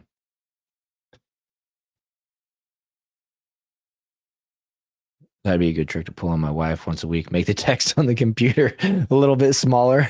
I know, right? The Google conspiracy, making my letters on my phone smaller, making me think I'm going blind. I go to the eye doctor and they're like, no, your eyes are still the same. You just wasted $150 on a visit. It's a big pharma conspiracy. I don't know. Do you guys pay attention to the WNBA at all? I mean, it's kind of a rhetorical. I know the answer is no. But I have a feeling this second season of Caitlin Clark was going to be a fizzle out compared to the news that was coming out of the WNBA last year.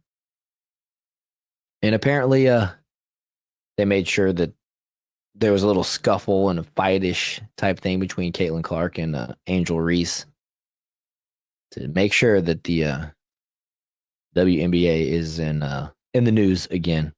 I thought it would die out this year for sure. I saw a funny comment earlier that Caitlin Clark could start her own basketball league and it would pass up the WNBA within a couple seasons. Yeah, Caitlin Clark's the only person that I think the majority of people that watch the WNBA, I think they're Caitlin Clark fans, not necessarily WNBA fans, or even basketball fans, to be honest with you. Elmo says, I only watch sports. Sorry. Oh, that's funny. Not subsidized sports. Here's a cool story. This is a positive story about Trump's tariffs, the effects of his tariffs. And the comments on this video are actually pretty cool. But this is post from I meme, therefore I am. It says, wow, the mainstream media doesn't want you to see this because it doesn't fit their narrative. The North Carolina furniture company Bob Timberlake Gallery says it has doubled its sales from last year, largely due to buyers seeking to avoid tariffs and choosing American-made products. The product, it could not have been better for us, said veteran and owner Bob Timberlake. Oh, it says the market. I read the product. My fault. Could not have been better.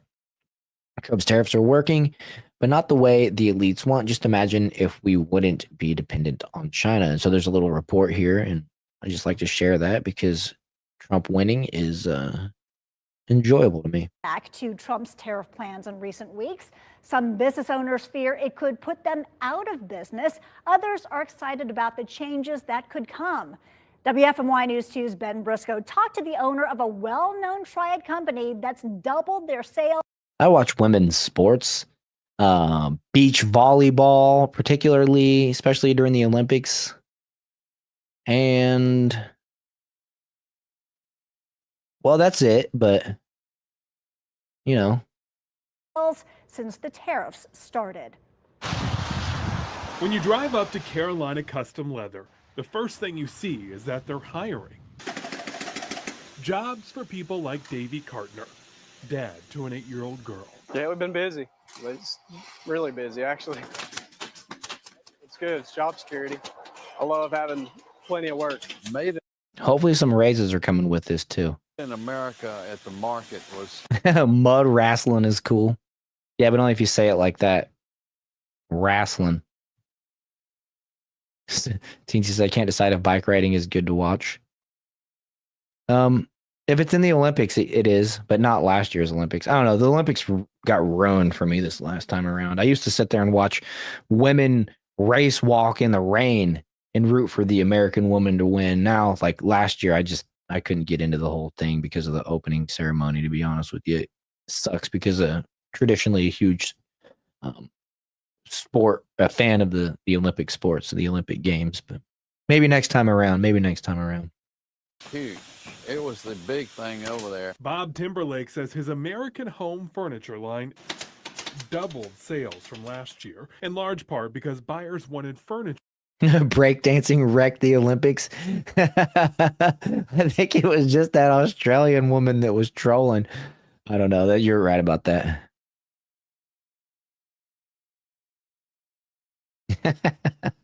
Thanks.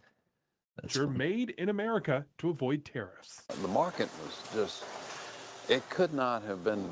You know, they just showed that wooden American flag thing. I want one of those type of things. Not like that. I don't like that one, but people make those wooden flags.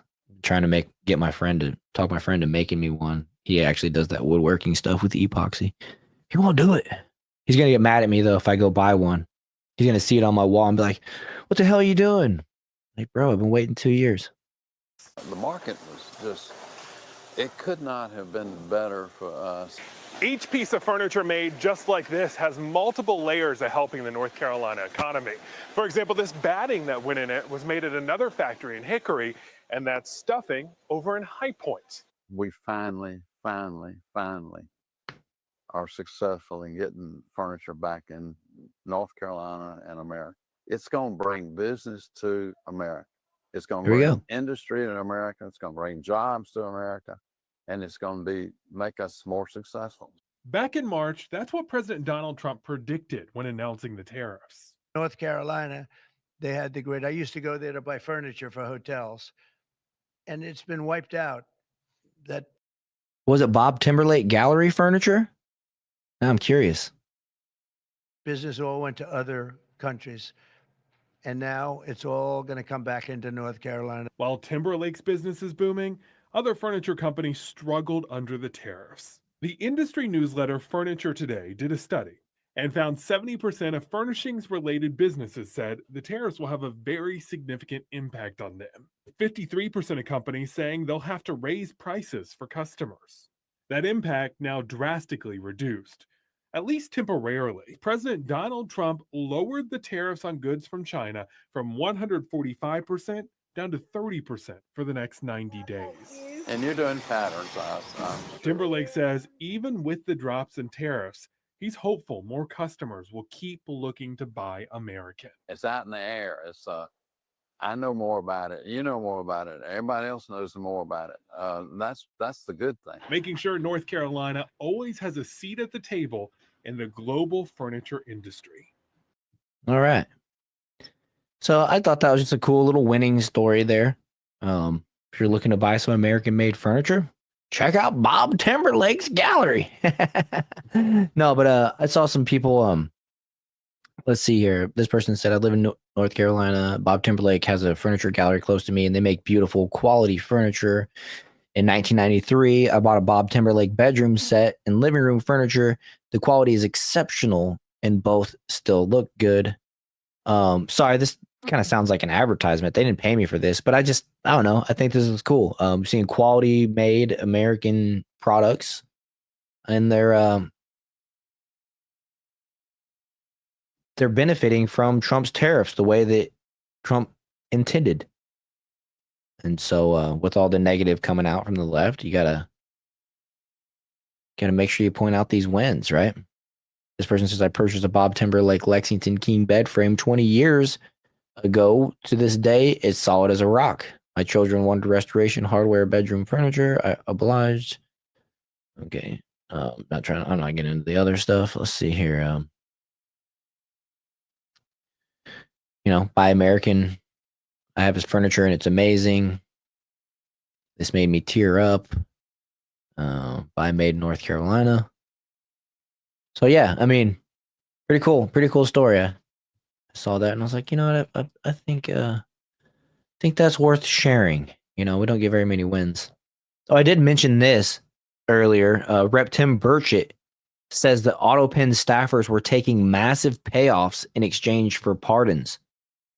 I want to delve down this one a little bit more, but here's just on the surface. We'll probably get into this in a future show, especially with more developing news. Atlas even said they might have identified some of the people that were using the AutoPen. But here's Tim Burchett. About child sex trafficking. I mean, that happens because of an open border. 25 million, many hundreds of thousands of children because of Joe Biden. Now we learn that Joe Biden had terminal illness the entire time he was in office. Maybe this was what all of the vacations, 577 days on vacation. Perhaps he was getting cancer treatment. We have had doctors on the program all yesterday saying all of Joe Biden's activities, the weakness, the falling, the fog, the brain fog, that's because of cancer medication. They were hiding this from the American people. What should happen to the people who hid this from us? Are Joe Biden's acts constitutional? What's your measure on Jill Biden? Well, that'll be decided at the courts, but I'm sure we'll write somebody a strong letter and move on about it. I don't think anybody really brought to justice over this. You've got staffers. I would look. Tennessee has had a history of this. We had a governor several governors ago. He's since passed away, but he sold pardons. You can look it up. His name was Ray Blanton.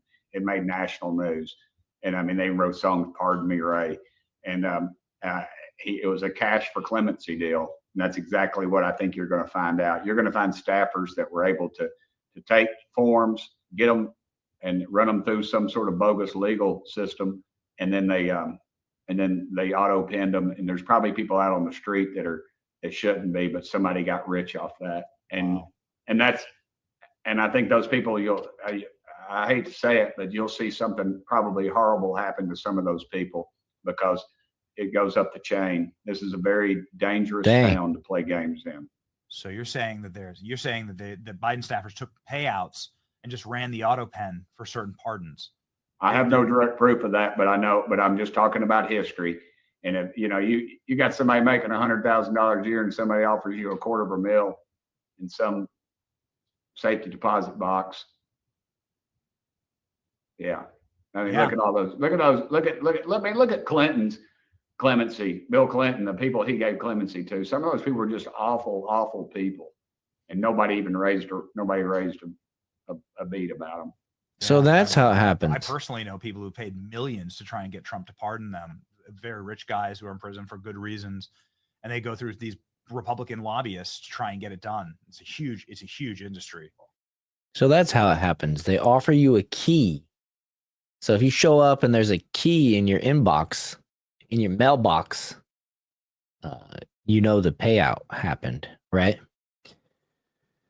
So they transfer money to people through bribes, apparently through safety deposit boxes. Good to know. Good to know. So, anyways, looking forward to finding out more about this story. And I'm really, really hoping that Biden's pardons get omitted from the history books because, boy, will that open up a can of worms that I would love to get into and go fishing with. So, anyways, with that, I think I'm going to go ahead and wrap this one up. Super long stream. Appreciate everybody that was here for the whole thing. TNT, you're a trooper. As always, appreciate you. Tix Bomber, Evil Elmo, anybody that stuck around. I think Chris actually went live about an hour ago. I think he did. I see the notification in the Discord, so I'm not sure if he actually did or not. Thanks for not switching over, all that good stuff. King Solo Wings, appreciate you, my man. Gonna finish it out with today's Bible verse from the YouVersion app. It is Romans 8:38 through 39 from the NIV version. For I am convinced that neither death nor life, neither angels nor demons, neither the present nor the future, nor any powers, neither height nor depth, nor anything else in all creation will be able to separate us from the love of God that is in Jesus Christ our Lord. So with that, I'll just say, keep Evil Elmo's wife in your prayers. She's getting her last treatment tomorrow. Keep Donnie in your prayers. He had a tree fall on his house right over his office. And, even Atlas as well. Still haven't had a recent update, but having some stuff going on potentially with his little one. So anyways, that's all I got. Appreciate everyone for being here.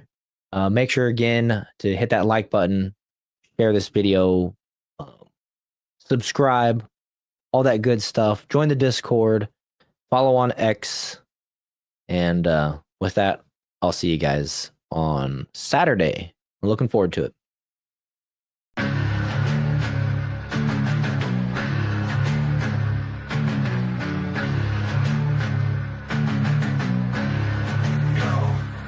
Let's roll, rolling and let's talk. We here to bring the truth. Jar open this podcast. We breaking through the fake news. They try to silence us, but we will be subdued. We're bearded alpha males here to save the youth. Spitting fire on the mic with the bass Christian takes. Exposing the lies, keeping the demons at bay. We ain't afraid to speak up. We won't be swayed. Jar open this podcast where the truth is laid. Jar openers, cracking open the lies. We're rolling Atlas up. We're here to rise. Bearded alpha males saving the youth from the godless demons, spreading the truth. We ain't playing games, we're on a mission to awaken the masses with our intuition. Pulling out the corruption with no inhibition. Jar open this podcast, sparking a revolution. We're not afraid to stand tall in a world full of deceit. We're the voice of reason, bringing light to the street, keeping it real, never missing a beat. Jar open this podcast where the truth meets the heat. Jar openers, cracking open the lies. We're rolling Atlas up, we're here to rise. Bearded alpha males saving the youth from the godless demons, spreading the truth. Jar open this podcast where the truth will never cease. Join us on the journey to bring back peace. We're rolling Atlas up, fearless in our release. Jar open this podcast where the lies will decrease.